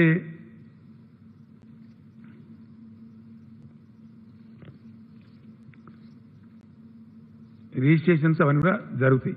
ఈ విధంగా మనం ముందుకు పోదాం. తర్వాత విద్యార్థులకు సంబంధించి 10వ తరగతి పరీక్షలు మధ్యలో అయిపోయినాయి. 3 పరీక్షలు జరిగినాయి, 8 పరీక్షలు జరగవలసింది. ఆ 8 పరీక్షలు నిర్వహిస్తాం. ఇంతకుముందు హైకోర్టు వాళ్ళు ఆర్డర్ ఇచ్చినారు. సో హైకోర్టు ఏ నిబంధనలు చెప్తే ఆ నిబంధనలు ఫాలో చేస్తే ఎగ్జామ్ కండక్ట్ చేస్తాం, చేయాలి. ఎందుకంటే మనకు 2500 వరకు ఇంచుమించుగా సెంటర్స్ ఉన్నవి. వాటిని అవసరమంటే 5000 చేస్తాం, 5500 చేస్తాం. తక్కువ విద్యార్థులు ఒక హాల్లో 15-20 మంది మాత్రమే విద్యార్థులు ఉండేటట్టు, ఈ భౌతిక దూరం పాటించేటట్టు, హాల్స్ అన్ని శానిటైజ్ చేసేటట్టు, అట్లానే ఆ పిల్లలకు వాళ్లకు శానిటైజేషన్ కానీ మాస్కులు కానీ ఇవన్నీ ప్రొవైడ్ చేసి విద్యాశాఖ మంత్రి గారు స్టెప్స్ తీసుకుంటారు. ఆ రకంగా క్యాబినెట్ ఈరోజు డిసైడ్ చేసి మన అడ్వకేట్ జనరల్ గారికి ఆదేశాలు ఇచ్చింది. ఇమీడియట్గా కోర్టులో అప్లై చేయమని చెప్పినాం. సీజే గారు ముందు అప్లై చేసి పర్మిషన్ తీసుకోమన్నాం. కోర్టు కూడా మాకు పర్మిషన్ ఇస్తుందని చెప్పి భావిస్తూ ఉన్నాం. వెంటనే తీసుకొని ఇక్కడ పిల్లలు టెన్షన్లో ఉన్నారు పాపం వాళ్ళు, పిల్లల తల్లిదండ్రులు కూడా అన్ని జాగ్రత్తలు, వాళ్ళకు ఆర్టీసీ బస్సులు ఏర్పాటు చేస్తాం, తీసుకుపోతాం, తీసుకొస్తాం. ధనవంతుల పిల్లలు ఉంటే స్పెషల్ పాసులు వాళ్ళ కార్లకు కూడా ఇస్తాం. ఇవన్నీ ఏమేమి జాగ్రత్తలు తీసుకొని ఇటువంటి ఇబ్బందులు లేకుండా ఎస్ఎస్సి పరీక్షలు కూడా కోవిడ్ నిబంధనలు పాటిస్తూ ఖచ్చితంగా మే నెలలోనే కంప్లీట్ చేస్తాం. ఎందుకంటే దాని నుంచి చాలా సిలబస్లు అన్నీ అడ్వాన్స్ అయి ఉంటాయి, ఆధారపడి ఉంటాయి. ఇంటర్మీడియట్ కానీ అడ్మిషన్స్ కానీ వివిధ వ్యవహారం అంతా ఉంటుంది. ఇంటర్మీడియట్ పరీక్షలు అయిపోయినాయి. ఈరోజు ఆదేశాలు ఇచ్చినాం ఎడ్యుకేషన్ సెక్రటరీ గారికి. దాని ఇన్విజిలేషన్ పేపర్లు దిద్దే కార్యక్రమం, దాన్ని ఏమంటారు వాల్యుయేషన్, ఆ పేపర్లు దిద్దే కార్యక్రమం కూడా కాలేజీలోకి వెళ్ళి చాలు కదా, బయటకు వచ్చి మర్చిపోయాను. సో ఆ వాల్యుయేషన్, స్పాట్ వాల్యుయేషన్ కదా, పేపర్లు దిద్దే కార్యక్రమం అది ఈజీగా ఆ కార్యక్రమం ముమ్మరంగా రేపటి నుంచే చేపడతారు. కాబట్టి దాన్ని కూడా ముగిస్తాం. సో ఆ విద్యార్థులకు కూడా ఇబ్బంది లేకుండా ఎడ్యుకేషన్ మాడ్యూల్ ఈరోజు హెచ్ఆర్డీ మినిస్టర్ గారు కూడా ఏదో చెప్పినారు, కేంద్రం కొన్ని నిబంధనలు పెట్టినారు. ఎడ్యుకేషన్ మినిస్టర్ గారు, సెక్రటరీ గారు, వారికి ఒక సబ్ కమిటీ కూడా ఉంది, క్యాబినెట్ సబ్ కమిటీ. ఆ సబ్ కమిటీ కూర్చొని దాన్ని ఫైనల్ చేస్తారు. ఎందుకంటే సిలబస్ ఎట్లా కంప్లీట్ కావాలా, ఎంతవరకు హాజరు కావాలా, రేపు ఎట్లా జరగాలి, అసలు ఏ పద్ధతిలో అవలంబించాలా అనేదంతా కూడా ఒక మాడ్యూల్ తయారు చేయాలి. ఇక్కడ నేను చెప్పదలుచుకున్నది ఏంటంటే ఇది రేపో ఎల్లుండో సమస్య సమస్య కాదు. ఫైనల్గా కరోనా మనం కలిసి బతకాల్సిందే. విద్య కావాలి, కొంచెం తెలివి కావాలి. ఉపాయం ఉన్నవాడు అపాయం నుంచి తప్పించుకుంటాడు. కాబట్టి మనం ఉపాయంతో బతకాలి. అది ఆ తెలివి ఇప్పుడు మనం సంతరించుకోవాలి. ఇదేదో రేపో ఎల్లుండో వారం రోజులకో దాటిపోయే గండం కాదు. ఇది మనం వేటాడుతూనే ఉంటుంది. కాబట్టి ఇప్పటిదాకా మనం రక్షించుకున్నాం కొంచెం ఉపాయంతో. ఇప్పుడు కూడా మనం ఉపాయంతో రక్షించుకోవాలి. మనల్ని మనమే రక్షించుకోవాలి. ఎవరో వచ్చి మనల్ని కాపాడరు. కాబట్టి ఈ 10వ తరగతి పరీక్షలు నిర్వహించడంతో పాటు ఇంటర్మీడియట్ స్పాట్ వాల్యుయేషన్ కూడా పూర్తి చేస్తాం. నెక్స్ట్ సిలబస్ ఇయర్ ఏమైనా 15 రోజులు ఆలస్యం అవుతుందా, జూన్కే ఉంటుందా, జూలైకి పోతుందా, ఏది ఉత్తమం, ఎట్లా చేయవచ్చు, రాష్ట్రం యొక్క దేశం యొక్క కరోనా యొక్క పరిస్థితులను పరిగణలోకి తీసుకొని షార్ట్ పీరియడ్లో దాన్ని డిక్లేర్ చేస్తాం. ఆ లోపల inter valuation and SSC exams మటుకు డెఫినెట్లీ పూర్తి చేస్తాం. చాలామంది న్యాయవాద మిత్రులు తెలంగాణ అడ్వకేట్ చేసి చాలా డిమాండ్ చేస్తూ ఉన్నారు చాలా రోజుల నుంచి. మేము చాలామంది పేద అడ్వకేట్స్ ఉన్నారు, కొత్తగా ప్రాక్టీస్కి వచ్చిన వాళ్ళు ఉన్నారు, దాదాపు 10,000 మంది ఉంటారు. అట్లా మమ్మల్ని కూడా ఆదుకోవాలా, ఈ టైంలో కోర్టులు మొత్తం లాక్డౌన్ కారణంగా స్తంభించిపోయింది, ఇబ్బంది ఉందని చెప్పినారు. ఈరోజు క్యాబినెట్ ముందుకు ప్రతిపాదన వస్తే దాన్ని తీసుకొని క్యాబినెట్ సమగ్రంగా చర్చ చేసినాం.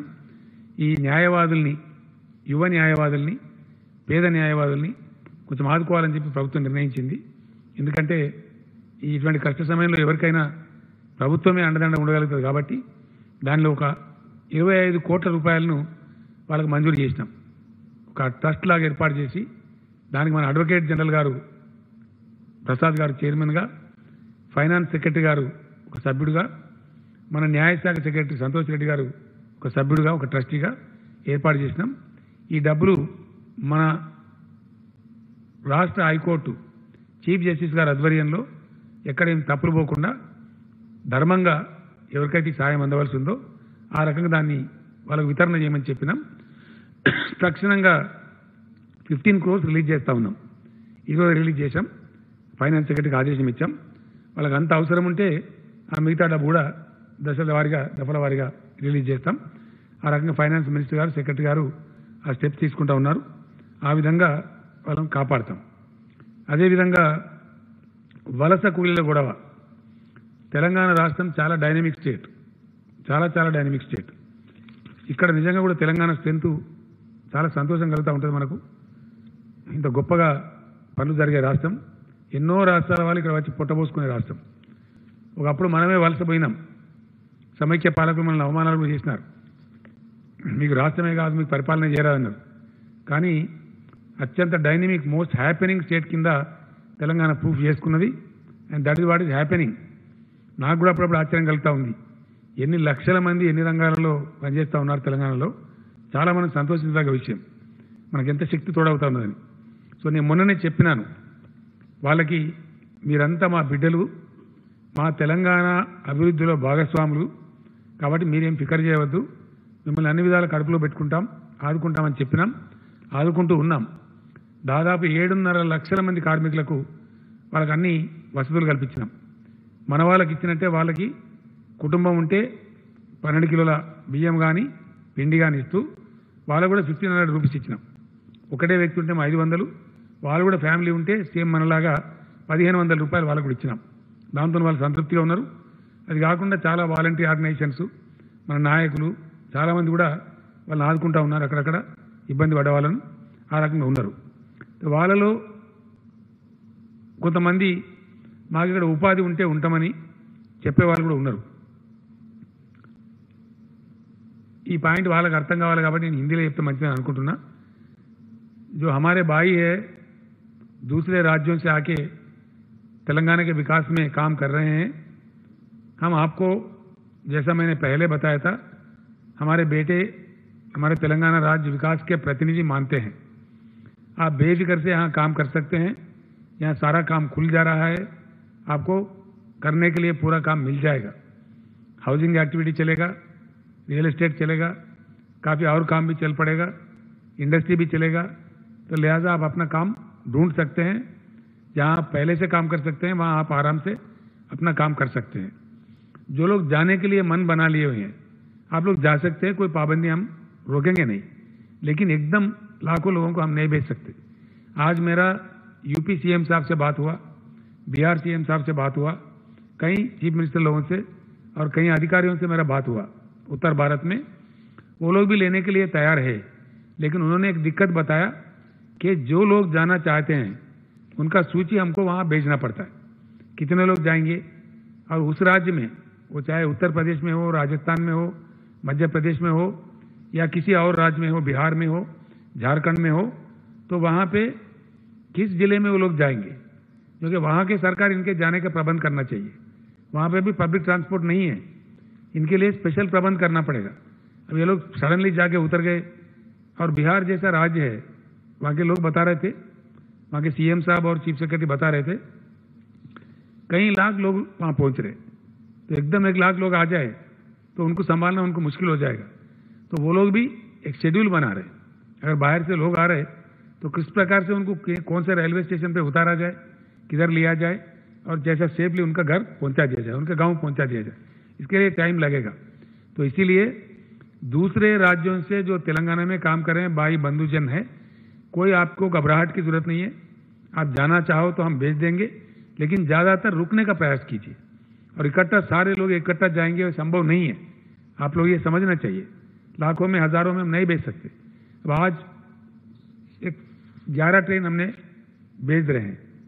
आज देखिए बिहार के लिए 5 गाड़ी रवाना हो रहे, झारखंड के लिए 1 गाड़ी हो रहे, राजस्थान के लिए 1 ट्रेन जा रहे, उत्तर प्रदेश के लिए 2 ट्रेन जा रहे, और मध्य प्रदेश के लिए 2 ट्रेन जा रहे. तो इस प्रकार से 11 ट्रेन आज हैदराबाद से रवाना हुई है. मैं 40 ट्रेन भेजना चाह रहा था, लेकिन उन राज्यों से भी हमारे को कंसेंट की जरूरत है, इजाज़त लेना पड़ता है. तो एकदम 10,000 गए, वहाँ पे बस नहीं मिलेगा, आप अपने गांव नहीं पहुँच जाएंगे, वहाँ भी दिक्कत हो जाएगा, ये कुछ उल्टा सुल्टा हो जाएगा. तो इसीलिए धीरे धीरे अब तक 13 ट्रेन, पहले 2 ट्रेन जा चुके हैं, अब 13 ट्रेन जा रहे हैं.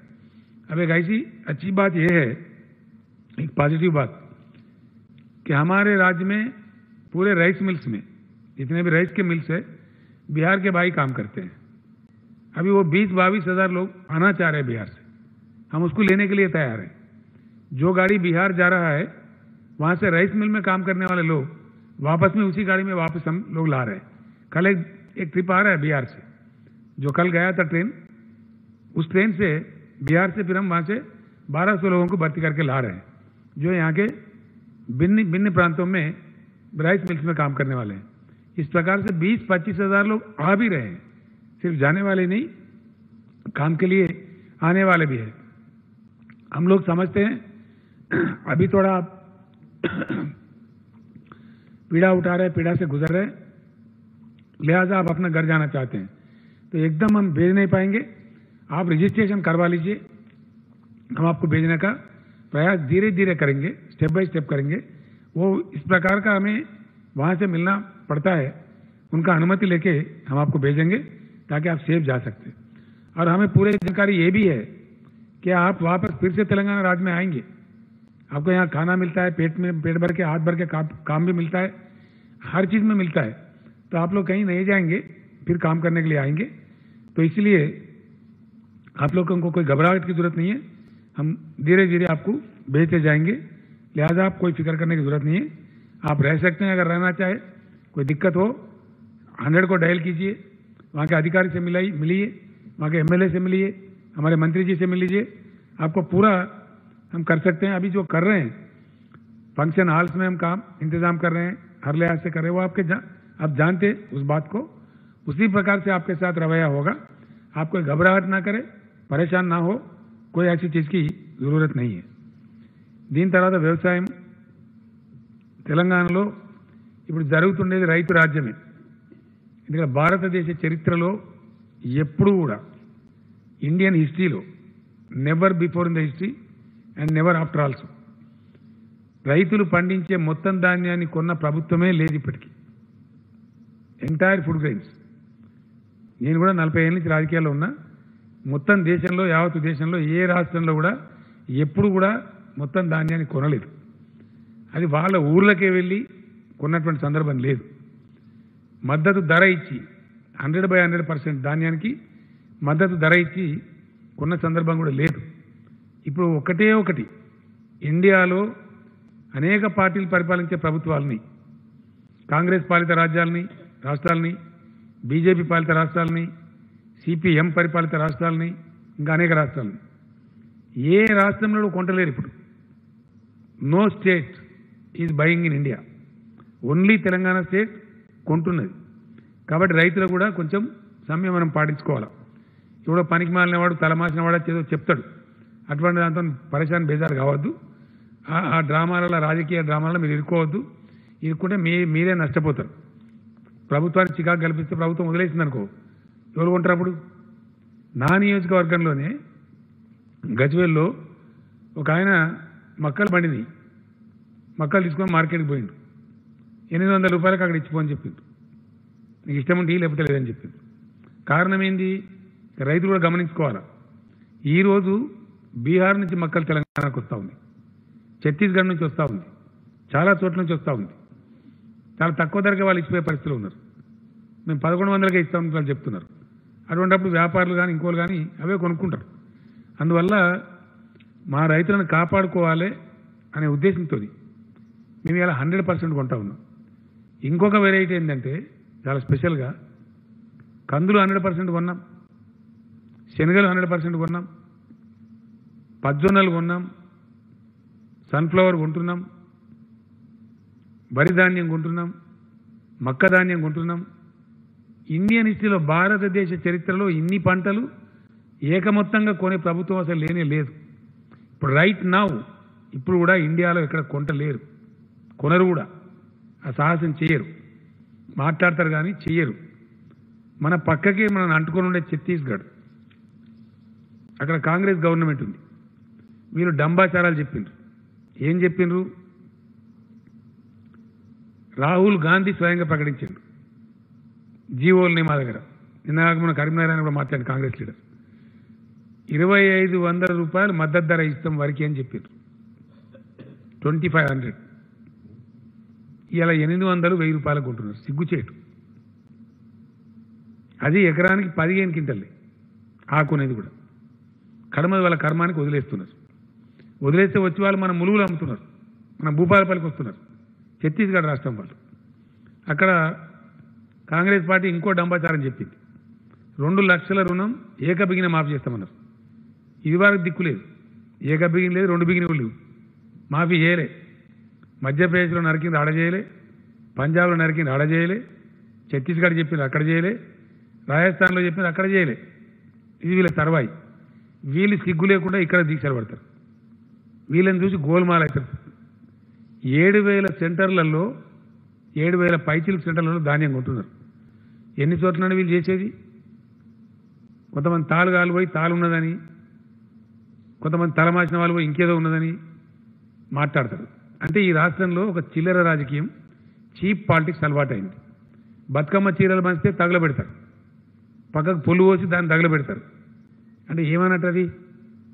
ఎవడన్నా మెడ మీద తలకాయ ఉండే రైతు ధాన్యం తగలబెడతాడండి? 7,000 సెంటర్లలో ఎంతమంది తగలబెడుతున్నారు? 5 లక్షల మంది రైతుల దగ్గర ఉన్నాం ఇప్పుడు ధాన్యం. 5,60,000 మంది రైతుల దగ్గర కొన్నాం ఇప్పటికీ. అందులో ఈ తగలబెట్టే విధవలు ఎంతమంది? వాళ్ళు ఎందుకు తగలబెట్టాలా? ఇంకోటి ఏంటంటే, ఇంత పెద్ద పాలసీ తీసుకొని 35,000 కోట్ల రూపాయల గ్యారంటీ ఇచ్చి ఈ క్లిష్ట సమయంలో ప్రభుత్వం 100% ధాన్యం కొనే పద్ధతి పెద్దదా పాలసీ? ఈ చిల్లరగాడు కూడా వచ్చి చెప్పే పద్ధతి పెద్దదా? రైతాంగం ఆలోచించాలి. ఇలా వాళ్ళకుండే చిల్లర రాజకీయానికి వస్తారు. మన భవిష్యత్తును నిలగొట్టుకుందామా? ఆలోచన చేసుకోవాలి. ఇట్లా ఇండియాలో ఎక్కడైనా కొంటున్నారా? ఉందా ఏ స్టేట్లోనన్నా? కాబట్టి వీడోడో చిల్లర రాజకీయాల కోసం వస్తే రైతులు దానికి ట్రాప్ కావద్దు, అయితే దెబ్బతింటారు. మేము మా కమిట్మెంట్ ఉంది. ఎస్, చెప్పినామంటే 100% చేసి తీరుతాం, 100% చేస్తాం. కొన్ని పేపర్లు రాస్తున్నాయి, రైతు బంధు అందరికి ఇస్తారా? 100% ఇస్తాం. తగ్గిస్తారా? ఎక్కిస్తారా? ఎట్టి పరిస్థితులు ఎక్కియం. కేసీఆర్ బతికున్నంత వరకు, టీఆర్ఎస్ ప్రభుత్వం ఈ రాష్ట్రంలో ఉన్నంత వరకు రైతు బంధు కార్యక్రమం యథాతథంగా కొనసాగుతుంది. No change at all. పేపర్లు కూడా దయచేసి రాయకండి. మీ టైం వేస్ట్ చేసుకోకండి, మీ ఇంకో వేస్ట్ చేసుకోకండి. I'm making the government policy very clear. ఒక్క రూపాయి కూడా తగ్గిస్తాం. రైతు బంధు యథాతథంగా కొనసాగిస్తాం. వర్షాకాలం పంటకు కూడా 7,000 కోట్ల రూపాయలు బాజాప్తా ఇస్తాం. వాళ్ళకి పంటకు అందేటట్టు మంచిగా ఇస్తాం. అదేవిధంగా అసెంబ్లీలో బడ్జెట్ ఈ సందర్భంలో ఫైనాన్స్ మినిస్టర్ గారు ప్రకటించినారు, 25,000 వరకు రుణమున్న వాళ్ళందరికీ ఒకటే స్ట్రోక్లో మాఫీ చేస్తామని. అది 5.5 లక్షల మంది రైతులకు లాభం జరుగుతుంది. దానికి కావాల్సిన 1,200 కోట్ల రూపాయలు రేపే రిలీజ్ చేస్తా ఉన్నాం. ఫ్రమ్ టుమారో ఆన్వర్డ్స్ 2-3 రోజుల్లో వాళ్ళ బ్యాంకులో జమ అయిపోతాయి చెక్కులు. రైతులకు ఎటువంటి ఇబ్బంది లేదు. అది కూడా ఒక 5.5 లక్షల మంది రైతులకు వాళ్ళకు అద్భుతంగా అందుతుంది. అదేవిధంగా అదెంత? 1,198 crores. Tomorrow itself we are releasing. Finance minister గారు రేపు కూర్చుని రిలీజ్ చేస్తూ ఉన్నారు. ఆ ప్రకారంగా ఇట్ ఈస్ అవర్ కమిట్మెంట్. తెలంగాణలో ఉండేది రైతు రాజ్యం, చిల్లరగాల రాజ్యం లేదు.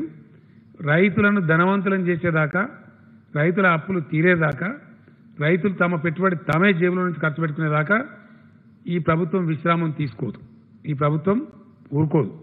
కాబట్టి ఉచిత కరెంటు కూడా 24 గంటల ఉచిత కరెంట్ ఇచ్చే ఒకటే ఒక రాష్ట్రం ఇండియాలో తెలంగాణ. ఏ రాష్ట్రంలో కూడా ఇయ్యరు. రైతులకు ఉచిత కరెంట్ ఇచ్చేది 3 రాష్ట్రాలని. అందులో మద్రాసు అంటే తమిళనాడు, ఏపీ, తెలంగాణ. కర్ణాటక కూడా ఇస్తారు ఈ మధ్య అని చెప్పిన నాకు కరెక్ట్ ఇన్ఫర్మేషన్ లేదు. 8 hours బట్ ఫ్రీయా? టోటల్ ఫ్రీ పవర్ మన దాకా లేదు, but I have to checkup. అది ఎక్కడ కూడా 8 గంటలు, 9 గంటలు, 6 గంటలు ఇస్తారు తప్ప మిగతా టైంలో ఇయ్యరు. 24 hours high quality power without charging single నయా పైసా ఇచ్చే ఒకటే ఒక రాష్ట్రం తెలంగాణ. మా కమిట్మెంట్ ఉంది. ఎందుకంటే రైతులు ధనవంతులు కావాలి, గ్రామీణ ఆర్థిక వ్యవస్థ పరిపుష్టం కావాలి. మాకు ఆ కమిట్మెంట్ ఉంది. ఎవడో వెళ్ళే చెప్తే మేము చేయం. మేము మాట ఇచ్చినాం, చేస్తాం అంతే. ఎవరో చెప్తే చేసాడో, ఎవరు డిమాండ్ చేస్తాడో, అది పిచ్చి రాజకీయ నాయకులు చేసే పని. బట్ మేము యాజ్ ఎ కన్విక్షన్ చేస్తాం. It's our conviction, it's our commitment to our farmers. ఆ విధంగా చేస్తాం. రెండవది, పేదలకు ఉన్నటువంటి మా కమిట్మెంట్ ఏదైతుందో 600 అయినా సరే దాన్ని అమలు చేస్తాం 100%. ఎట్టి పరిస్థితులలో వాళ్ళ పెన్షన్లు 2,016 రూపాయలు అందించి తీరుతాం. దానిలో ఎవ్వరికి ఎటువంటి అనుమానాలు అవసరం లేదు. 100% పెన్షన్లు ఇస్తాం. పేదల సంక్షేమంలో రాజీ పడేది లేదు, రైతుల సంక్షేమంలో రాజీ పడేది లేదు. మాకు ఎవడో వెళ్ళే సలహా చెప్పాల్సిన అవసరం లేదు. ఆ రకంగా ముందు పోతాం. మద్దతు ధర మంచి ఎంఎస్పీ కొంటా ఉన్నాం. నెక్స్ట్ సీజన్కి రైతులందరూ కూడా ప్రిపేర్ కావాలా. మన దగ్గర చాలా పెద్ద ఎత్తున వరి పంట వచ్చే ఆస్కారం ఉంది కాబట్టి మనం చాలా జాగ్రత్తలు తీసుకోవాలి. నేనే స్వయంగా చాలా తిరుగుదామని అనుకున్నాను. ఆ రకంగా నేను పోలేకపోయాను, బికాస్ కరోనా వల్ల పోలేకపోయినా. కానీ కార్యకలాపాలు స్టార్ట్ చేస్తాం వెరీ షార్ట్ పీరియడ్లో. ఎందుకంటే రాష్ట్రం అంతా కూడా రూరల్ ఏరియా మొత్తం గ్రీన్ జోన్లోకి మారిపోతుంది కాబట్టి కొద్ది రోజులలో ఒక జంట నగరాలు మినాయిస్తే అవుతుంది కాబట్టి ఆ టైంలో వీలైతే కొన్ని ప్రాంతాలు నేను కూడా పోతాను. వ్యవసాయ శాఖ మంత్రి గారు, ఆయన రైతు బంధు రాష్ట్ర అధ్యక్షుడు రాజేశ్వర రెడ్డి గారు ముమ్మరంగా పర్యటనలు చేస్తారు. రైతు బంధు కమిటీలను కూడా యాక్టివేట్ చేస్తాం. విత్తనాలు అందుబాటులో ఉంచుతాం. సన్న రకాలు ఎక్కువగా పండించాలి. ధాన్యం ఎక్కువ పండించి పరిశాన్ కావద్దు. ఎందుకంటే ఈరోజు ప్రభుత్వం కొంటా ఉంది, కరోనా ఉందని 100% కొంటా ఉన్నాం. ప్రతిసారి కొనడం సాధ్యం కాదు కాబట్టి మార్కెట్లో డిమాండ్ ఉండే పంటలు పండించాలి. సన్న రకాలకు కూడా దాదాపు 30-35 లక్షల ఎకరాలలో నాటేసుకోవడానికి చాలా అద్భుతంగా ఆ ఇత్తనాలు కూడా సమకూరుస్తూ ఉన్నాం. ఇప్పటికీ సమకూర్చడం జరిగింది కాబట్టి మీకు ఎరువులు రెడీగా ఉన్నాయి, విత్తనాలు రెడీగా ఉన్నాయి, పెట్టుబడి ప్రభుత్వం ఇస్తుంది. ఇప్పుడు కూడా ఆల్రెడీ ఒక 2,500 కోట్లు రైతులకు జమ అయినాయి. మిగతా డబ్బులను కూడా ఇమీడియట్గా ఇచ్చేస్తూ ఉన్నారు. దాన్ని కూడా మాట్లాడుతూ ఉన్నారు ఈ పనికి మాలినటువంటి రాజకీయ నాయకులు. పైసలు తొందరగా పోతలేవు, జ్ఞాపకం ఉండాలా. నేనే చెప్పిన కదా లాస్ట్ మీటింగ్లో, లాస్ట్ ప్రెస్ కాన్ఫరెన్స్లో నేనే చెప్పిన, రైతులు కూడా మీరు అనవసరం పరిశాన్ కావద్దు. ప్రభుత్వం కొనాలి, కొన్న తర్వాత చిన్న ప్రాసెస్ ఉంటుంది. ఏమైందంటే మిల్లుకు పోతుంది, మిల్లుకు పోయి అక్కడ అకౌంట్ ఫర్ అవుతుంది. అది రాగానే సివిల్ సప్లైస్ కార్పొరేషన్ ఇన్ఫర్మేషన్ వస్తుంది, బంచులుగా రాగానే ఇమీడియట్గా డబ్బులు వేసేస్తుంది. ఆ కన్ఫర్మిటీ మిల్లువంతం రావాలి కాబట్టి మళ్ళీ మధ్యలో హేరాపేరు జరగదు కాబట్టి రైతుకు ఆ డబ్బులు వేసేస్తారు, ఆటోమేటిక్గా పోతూ ఉంటాయి. అవి పోతున్నాయి, మే నెలంతా కూడా వస్తూనే ఉంటాయి అని చెప్పిన నేను. రైతులకు లేదు ఎగిరితం కానీ కాంగ్రెస్ పార్టీలోకి ఉన్నది. ఎంత సిగ్గుమాలితనంగా మాట్లాడే రైతులకు డబ్బులు పోతలేవు, ఎక్కడ పోతలేవు చూపిస్తారా, మాట్లాడదామా? నేనే వస్తాయి, ఎవరికి వస్తారో చెప్తాం. 4 రోజులకు 5 రోజులకు వస్తాయని రైతులు చెప్తున్నారు. లేనిపోని ఇంకోటి బాధ కలిగేది ఏంటంటే ఏ అంశం ఎత్తుకోవాలన్నా కూడా తెలియలేదు వీళ్ళకు. నాదాని దుష్మని నేను చెప్పిన ఇంతకుముందు. ద బిగ్గెస్ట్ ప్రాబ్లం, చాలా మాకు పెద్ద సమస్య అయితే ఉంది. తెలివి ఉండాలా. ఇంత మంచిగా ఇంత పాజిటివ్గా 100% ధాన్యం కొనే ప్రభుత్వం ఒకటే ఒక ప్రభుత్వం ఇండియాలో ఉంటే దాన్ని అప్రిషియేట్ చేయాల్సింది పోయి, దాన్ని గొప్పగా చెప్పాల్సింది పోయి, దానిలో మేమేదో ఇత్తులు కత్తకాయలు. నేను ఇంకో మాట చెప్తున్నాను, మేము ధైర్యంగా చెప్తాం. ఏం చెప్పినా ఎవడన్నా మంచి రైతు, నికాలస్ రైతు తాళ అమ్ముతాడండి? తాళ అమ్ముతారా ఎవడన్నా రైతు? అమ్మచ్చునా? నేను కూడా రైతే, మనకు రైతులకు ధర్మం అది. తాళ అమ్మి డబ్బులు ఇవ్వని ఎవడన్నా తెలివిన రైతు అమ్ముతాడా? అమ్మ కూడదు, అది మనకు లత్త కూడదు, మంచిది కూడా కాదు. ఆ డబ్బు ధాన్యం ఎడిపోతుండీ గవర్నమెంట్కి పోతుంది. అది మిల్లర్కి పోతే మళ్ళీ గవర్నమెంట్ తీసుకుంటుంది. అది అక్కడ ఏముంది, నిబంధన ఉంది. నువ్వు క్వింటాల్ వడ్లు తీసుకుంటే 67 కిలోల బియ్యం జోకాల, 67.5 68 ఉంది జోకాల. పార్ బాయిల్డ్ అయితే 68, రా అయితే 67 కిలోలు జోకాల. మరి వాడు తాళ్ళు తీసుకుంటే ఏం జోకాల? అది చిన్న వ్యవహారం, లోకల్గా కూడా చిన్న లీడర్ చేయాల్సిన పని, చాలా స్మాల్. అక్కడ తెలుగుకల్లా ఆర్డీఓ ఉంటే, తెలుగుకల్లా ఎంఆర్ఓ ఉంటే వాళ్ళు పరిష్కారం చేసి ఏముంది అక్కడ? అటు మిల్లర్ ఎందుకు మునగాలి, రైతు ఎందుకు మునగాల? వాస్తవానికి ఏం చేయాలో ఫ్యాన్ పెట్టి తాళ్ళు తీసేయి, నీ ఎగబోయి తుర్పార బట్టి ఇచ్చేసి మనం అమ్మేది నికాలస్ ధాన్యం అమ్ముతాం కానీ మనం తాళ అమ్మి పైసలు అడతామా? ఎంత దరిద్రంగా ఉంటామా? రైతులం ఉండరు. రైతులకు దరిద్రంగా ఉండే ఆలోచన లేదు. ఈ దరిద్రం పోయి చెప్తారు, అది ప్రాబ్లం. ఇంకా వాళ్ళ కాలం ఎట్లుందో ఇప్పుడు అట్లే ఉందనుకుంటున్నారు. వాళ్ళ టైంలో ఎట్లుందో ఇప్పుడు కూడా అట్లే ఉందనుకుని ఒక భ్రమలో పోయి నాన్ ఇష్యూ చేద్దామని తెలివి తక్కువ పనిచేస్తూ ఉన్నారు. బిల్కుల్ తెలివి తక్కువ. నేను సిగ్గుపడుతున్నా. అలా ఈ రాష్ట్రంలో ఉన్న రైతు ధాన్యం మీద ధర్నా చేస్తారంటే సిగ్గున్నోడు. సిగ్గు కూడా ఉండాలి, మనిషి సిగ్గు కూడా పడాలా. ఇండియాలోనే ఎక్కడ లేదు కదా, ఎంటైర్ ఇండియాలో. ఇలా కాంగ్రెస్ పార్టీ ధర్నా, కాంగ్రెస్ పార్టీ పరిపాలించే రాష్ట్రంలో ఒక్క కాడ ఉంటుందా? ఒక్క దగ్గర. బీజేపీ పరిపాలించే రాష్ట్రంలో ఒక్క కాడ ఉంటుందా? At least 1 single state. మరి మీరు ఏ ముఖం పెట్టుకొని ఇక్కడ మాట్లాడుతున్నారు? ఎట్లా మాట్లాడతారు? మేము రైతులు మీ కాలంలో కొన్నారా మీరు? పోని ఇలా దేశంలో ఎక్కడైనా కొంటుండ్రా? నంబర్ 1. నెంబర్ 2, మీ కాలంలో ఎప్పుడైనా కొన్నారా? కాంగ్రెస్ పార్టీ పరిపాలించలేదా ఈ రాష్ట్రాన్ని? ఎప్పుడైనా కొన్నారా 100% ధాన్యాన్ని? మీరు వాగ్దానం చేసి కొట్టలేదు ఇలా ఛత్తీస్గఢ్లో. సో ఇటువంటి పిచ్చి ప్రయత్నాలతో అనుకుంటే ఇప్పుడు ఏమవుతుంది? ఉచిత వినోదం పంచే బఫూన్ గాళ్ళు జోకర్లన్నీ అవుతుంది ప్రజలు 100%. ఏం మాట్లాడతామండి? ఇక ఇంకొకడేమో ప్రభుత్వ నిర్లక్ష్యం వల్ల పిడుగులు పడుతూనే ఉంటాడు. ఈయన మాట్లాడుతుంటే మన బుద్ధి జ్ఞానం కూడా ఉండాలా? ఇది ఉంటుందా ఎక్కడండి ప్రపంచంలో? అట్లుంటుందా? ఇంత పాజిటివ్ గవర్నమెంటు, ఇంత ఫార్మర్ ఫ్రెండ్లీ గవర్నమెంటు ఎక్కడైనా ఉన్నాయండి? ఇండియాలో రైతు బీమా ఉందా? ఎంటైర్ ఇండియాలో ఎక్కడైనా రైతు బీమా ఉందా? మొత్తం దేశంలో? సింపుల్ క్వశ్చన్, దానికి ఆన్సర్ చెప్పండి ముందు. రైతు బంధు, తెలంగాణలో ఇచ్చే రైతు బంధు ఎక్కడైనా ఉందా? 24 గంటలు పవర్ సప్లై ఉచిత కరెంట్ ఉందా? ఇవన్నీ బట్టియేనా? ఇవన్నీ ఉన్న రాష్ట్రంలో మీరు జోకర్గాల లెక్క మాడితే మిమ్మల్ని బఫూన్ అనకపోతే ఏమంటారు? డెఫినెట్లీ 100% అంటాం. ఎందుకంటే మీ చిల్లర రాజకీయాలు ఇంకేమైనా చేయండి, వ్యవసాయ విధానంలో చేయకండి. మాకు కమిట్మెంట్ ఉంది. ఎస్, మేము గొర్రెలు పంపిణీ చేస్తామని చేసినాం. ఇలా 2.5 కోట్ల గొర్రెలు ఉన్నాయి తెలంగాణలో. మత్స్యకారులను పెంచుతామని చెప్పి పెంచినాం, వాళ్ళ ఆదాయం పెంచినాం పాజిటివ్లీ. ఏ ఊళ్ళో పోయి అడిగినా చెప్తారు. వాళ్ళు 20 కిలోల చేపలు పట్టుకొని దుంకుతున్నారు మత్స్యకారులు. హ్యాపీగా ఇంకా పెంచుతాం వాళ్ళని. 100% మా లక్ష్యం. తెలంగాణ ఉద్యమ సమయంలో మేమే అనేక ఊళ్ళలో ఏడ్చినాం, మేమే కన్నీరు గార్చినాం. మహబూబ్నగర్లో నేను ఏడ్చిన అడిగడల పోయి మేము బాధపడ్డాం. ఆ దుఃఖం మాకు తెలుసు. కాబట్టి తెలంగాణ పల్లెలు ఆర్థికంగా సౌష్ఠవం కావాలి. ఎట్ ఎనీ కాస్ట్ తెలంగాణ గ్రామీణ ఆర్థిక వ్యవస్థ పూర్తి స్థాయి పటిష్టం కావాలి. ఈరోజు పెన్షన్లు తీసుకునే తల్లులు కొంతమంది డొనేషన్లు ఇస్తున్నారు అక్కడక్కడ, మాకు మిగిలినాయి అని చెప్పి చాలా గొప్ప ముందుకు వస్తున్నారు. ఎందువల్ల? వాళ్ళ దగ్గర ఉన్నాయి. మనమేమో కుంటలలో వాడి చెల్లెల వాడి చచ్చిపోయిన బిడ్డ కొడుకులు గోడలు పెట్టే బాధ లేక అని చెప్తున్నారు. ఇలా వాళ్ళ దగ్గర మిగులుతున్నాయి. వాళ్ళు ఇంకోళ్ళకి సాయం చేసే పరిస్థితులు ఉన్నారు. మిచ్చమెత్తుకునే పరిస్థితులు లేరు. పప్పో పులుసో తింటున్నారు. ఇటువంటి తెలంగాణలో మేము అరాకిరి పనులు చేస్తాం, పనికి మాలిన ధర్నాలు చేస్తాం. అది మీకే తెలివి తక్కువ. మిమ్మల్నే బఫులు చూస్తారు ప్రజలకు. మాకు పోయేదేం లేదు. మేము ఇప్పటికైనా బుద్ధి తెచ్చుకొని మానుకోండి పిచ్చి ప్రయత్నాలు. అసలు ఏ ఇష్యూ ఎత్తుకోవాలన్న తెలివి లేకుండా ప్రయత్నం చేసేటండి. నేను చెప్పిన అసెంబ్లీలో కూడా చెప్పిన, మీకు ఇష్యూ ఎత్తుకోవాల్సిన లేదరా భయ్, ప్రాబ్లం అయిపోయిందని చెప్పి. ఇది ఎత్తుకొని ఇప్పుడు ఉన్న పరపతి కూడా కొట్టుకోవడం, ఉన్న గౌరవాన్ని కూడా కొట్టుకోవడం. ప్రభుత్వాన్ని వ్యతిరేకంగా ధర్నా చేయాలని, ప్రొటెస్ట్ చేయాలని, ఏమి ఇష్యూ ఎత్తుకోవాలో తెలివి ఉండాలి. ఇష్యూని సెలెక్ట్ చేసుకోవాలా. ఆ తెలివి కూడా లేకపోతే ఎట్లా? ఇంత చండాలంగా, ఇంత దరిద్రంగా. ఇవన్నీ నేను చెప్పే వాస్తవాలు కావా? ఈ వాస్తవాల మధ్య మేము అరాకిరి చేస్తాం, అది మీకే గౌరవం పోతుంది. ఇప్పటికైనా మానుకోమని నేను చెప్తా ఉన్నా. ఈ పిచ్చి పనులు చేసుకొని ఇంకింత అభాస్పాలు కావడం తప్పేం లేదు. ప్రభుత్వం ముందుకు పోతాం. దీని తర్వాత ఒక సమస్య వచ్చి పడేది మనకి ఇప్పుడు, అది కూడా అడ్రస్ చేయాలి. ఏం చేసినా మేము పర్ఫెక్ట్గా ధైర్యంగా చేస్తాం, ధైర్యంగా చెప్తాం.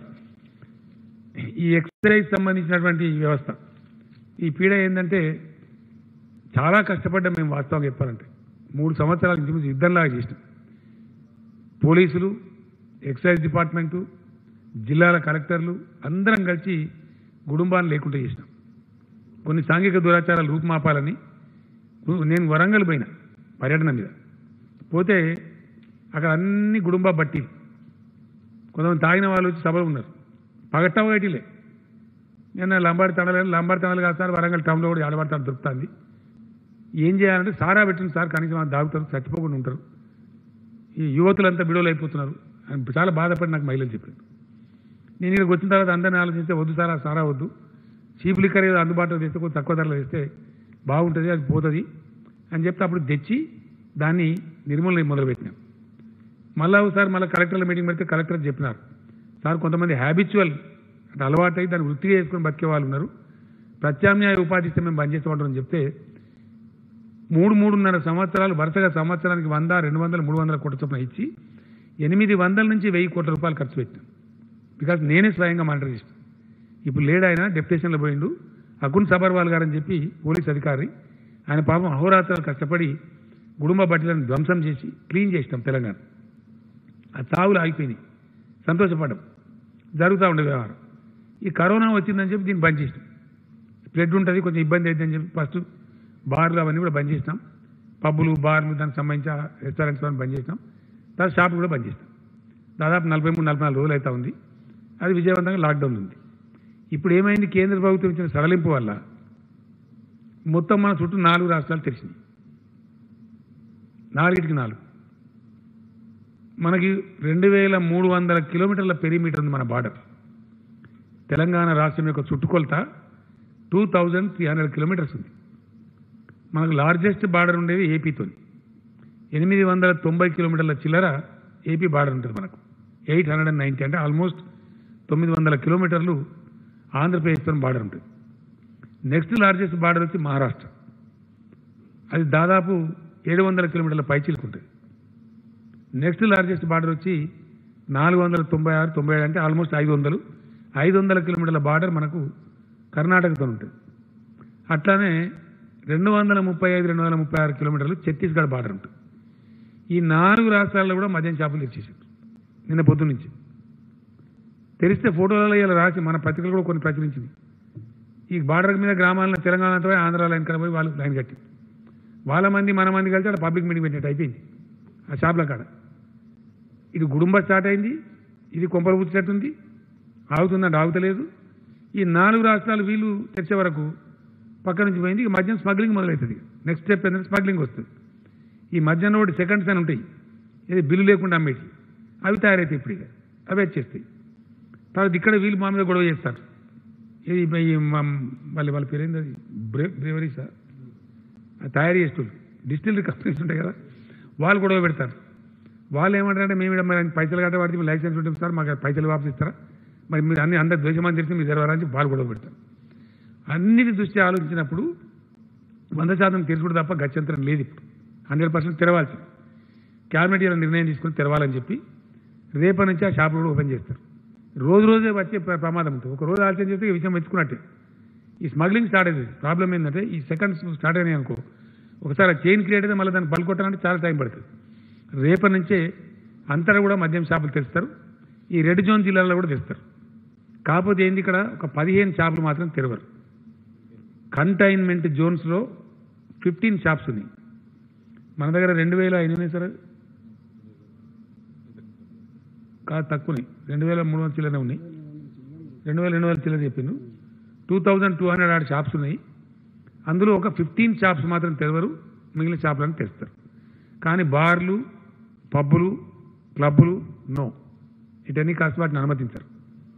ఈ మద్యం ధరలు కూడా కొద్దిగా పెంచుతూ ఉన్నాం.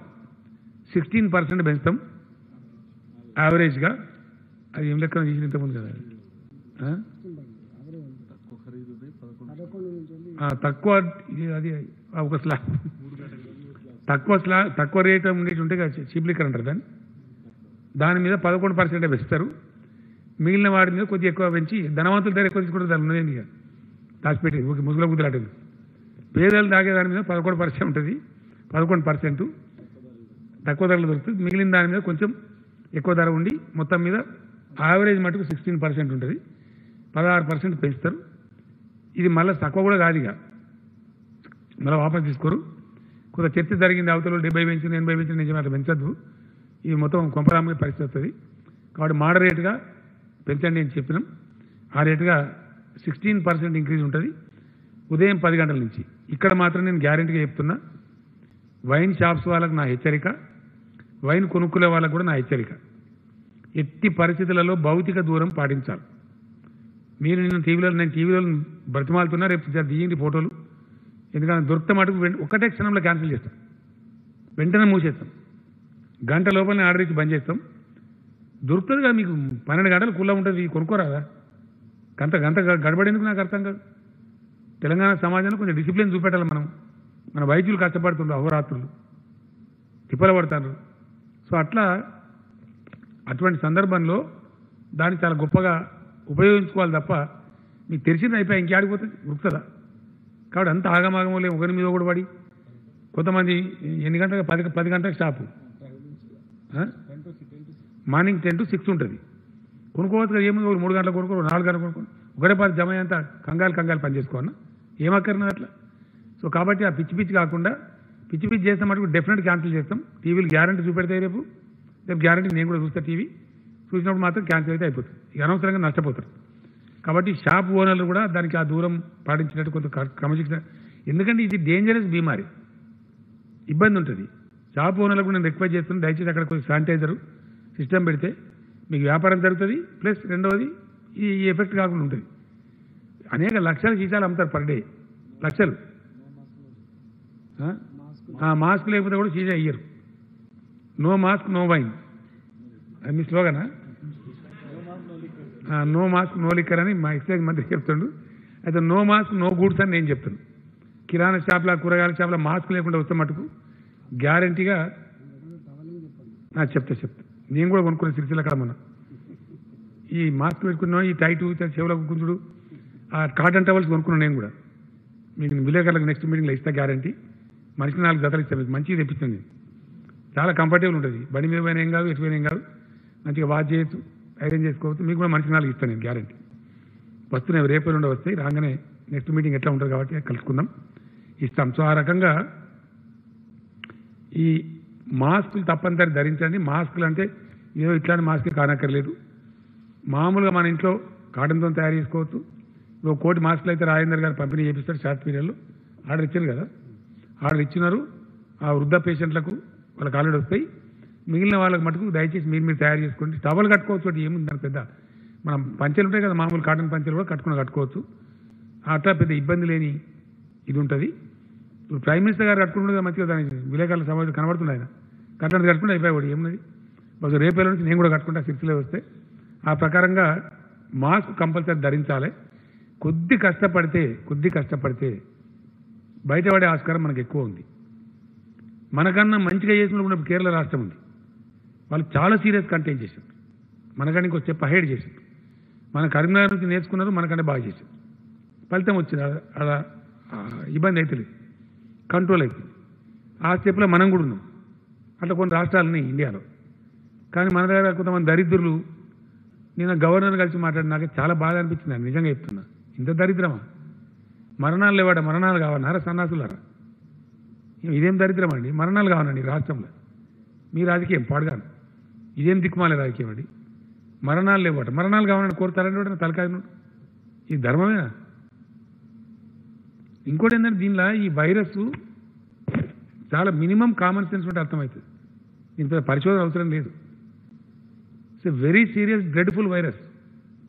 అది పట్టిందంటే మనిషి చస్తాడు, బతకడు. ఏ గవర్నమెంట్ అయినా దాచిపెడతారా? సాధ్యమవుతుందా? దేని దాచిపెడతా? సాగుని దాచిపెడతాదండి. సత్త కాల పెడతాం, లేదా బొంద పెడతాం, ఊరికి తీసుకుపోతాం, అవన్నీ ఉంటాయి. సాగుని ఎవడని దాచిపెట్టగలుగుతాడా? ప్రెస్ రిపోర్ట్ కాదా? ఇంత తెలివి తక్కువ మాట్లాడతారా? నాకు అర్థం కాదు. అసలు ఏం అవసరం ప్రభుత్వానికి? ఏమక్కర్లేదండి. ఏం చేయాలనో మాకు తెలుసు కదా. మమ్మల్ని ప్రజలు బాధ్యతలు పెట్టిండ్రు.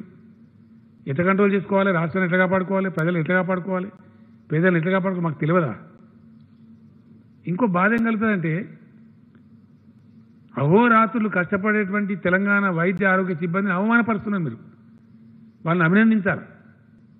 మా రాష్ట్ర వైద్య శాఖ గొప్పగా పనిచేసింది, మా వైద్యులు గొప్పోళ్ళు కంట్రోల్ చేసిండ్రు, దినం రాత్రి కష్టపడని వాళ్ళని మెచ్చుకోవాల్సింది పోయి వాళ్ళు అబద్ధాలు ఆడుతుండ్రు. ఇదేనా? ఇది రాజకీయమా? ఇదేం దిక్కుమాల రాజకీయం? నాకు అర్థం కాదు. ఇంత చండాలంగా ఉంటుంది రాజకీయం, ఇంత నీచంగానా? చిచి, ఈ ఊహించాలి. మేము నిజంగా చెప్తున్నా, వాని ముఖం టెస్ట్ ఏం చేయాలో మాకు తెలియదానండి. నేను ఏమంటున్నా అంటే, ఎక్కువ టెస్టులు చేసి ఎక్కువ కేసులు వస్తాయా? తెలివి ఉన్నాను, కేసులు ఉంటుందా లేకపోతే రాకపోతే వస్తాయా? అవునా, అవసరమనే చేస్తాం కదా. నువ్వు చెప్తే, నువ్వు ఎవడో బోకర్గాలు చెప్తే ఇస్తారా? నీకోసం చేస్తారా టెస్ట్? నాకు అర్థం కాదు. ఇది రాజకీయ డిమాండ్ అవుతారా? బుద్ధి తక్కువ వారం కాకపోతే. కేసుల సంగతి హెల్త్ డిపార్ట్మెంట్ ఉంటుంది కదా, ఇవ్వగదా? ఈ వరకు కూడా ఇస్తారు అపాయింట్మెంట్, పనికి మళ్ళీ అపాయింట్మెంట్. ఏం పార్టీలు అండి అవి? నాకు అర్థం. ఆల్ పార్టీ అని చెప్పారు. చీఫ్ సెక్రటరీని కలుస్తాం మనం. ఏం ఆల్ పార్టీ? దాన్ని చూసాను నేను తెల్లారి ఫోటో. ఓడి ఇంటి పార్టీ, ఓడి పక్కింటి పార్టీ, ఓడి ఎదురింటి, ఈ పార్టీలా ఓడు ఎత్తాడు, ఓడి తవ్వడు, ఇంకోటి మోయాడు. ఒకరిని డిపాజిట్ రాదు. అవో పార్టీలు, వాటి పరిగణలు తీసుకోవాలి. మనకి మళ్ళీ దందా. పార్టీలు ఏనానండి? పార్టీలు ఉన్నాయా? ప్రజలే తీసుకుంటలేదు సీరియస్గా, మేమే తీసుకోవాలి. నాకు అర్థం కాదు. ఏంటంటే గప్పాలు కూడా కూర్చుంటారు ఇంత సిగ్గుమాలని ముచ్చట్నండి. మీనింగ్ఫుల్గా మాట్లాడితే మీనింగ్ఫుల్ అపోజిషన్ ఉంటేమో టైం ఇస్తారు. ఇంత ఇంత ఇంత దర్తిగా ఇంత దరిద్రంగా మాట్లాడడానికి ఎవరు టైం ఇస్తారండి? It's waste of time talking to these fellows. Definitely నేను ఓపెన్గా చెప్తాను కదా, నేను చెప్పే లైవ్ పోతుంది కదా, ప్రజలు చూస్తారు కదా, నా తప్పుడు నాకు శిక్ష విధించారా ప్రజలు? 100% ఇట్లా ప్రవర్తిస్తారండి?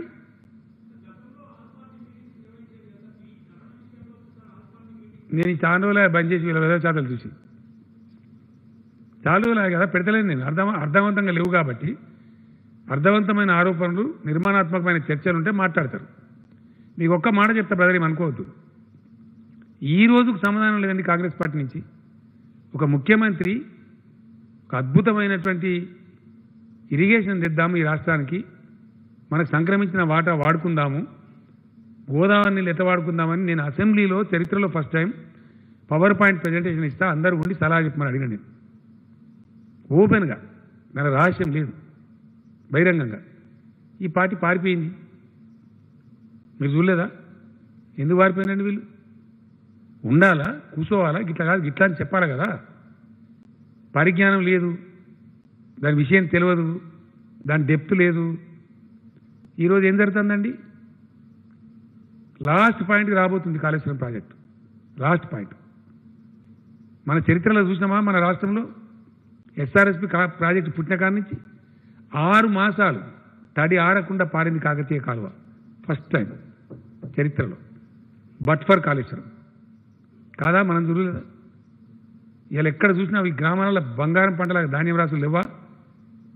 కొంటలేమా? ఇప్పటికే 30 లక్షలు కొన్నాం ఆల్రెడీ. ఇవాళ చెరువులు అలుగులు వార్తలేవా? చూపెడదామా, పోదామా?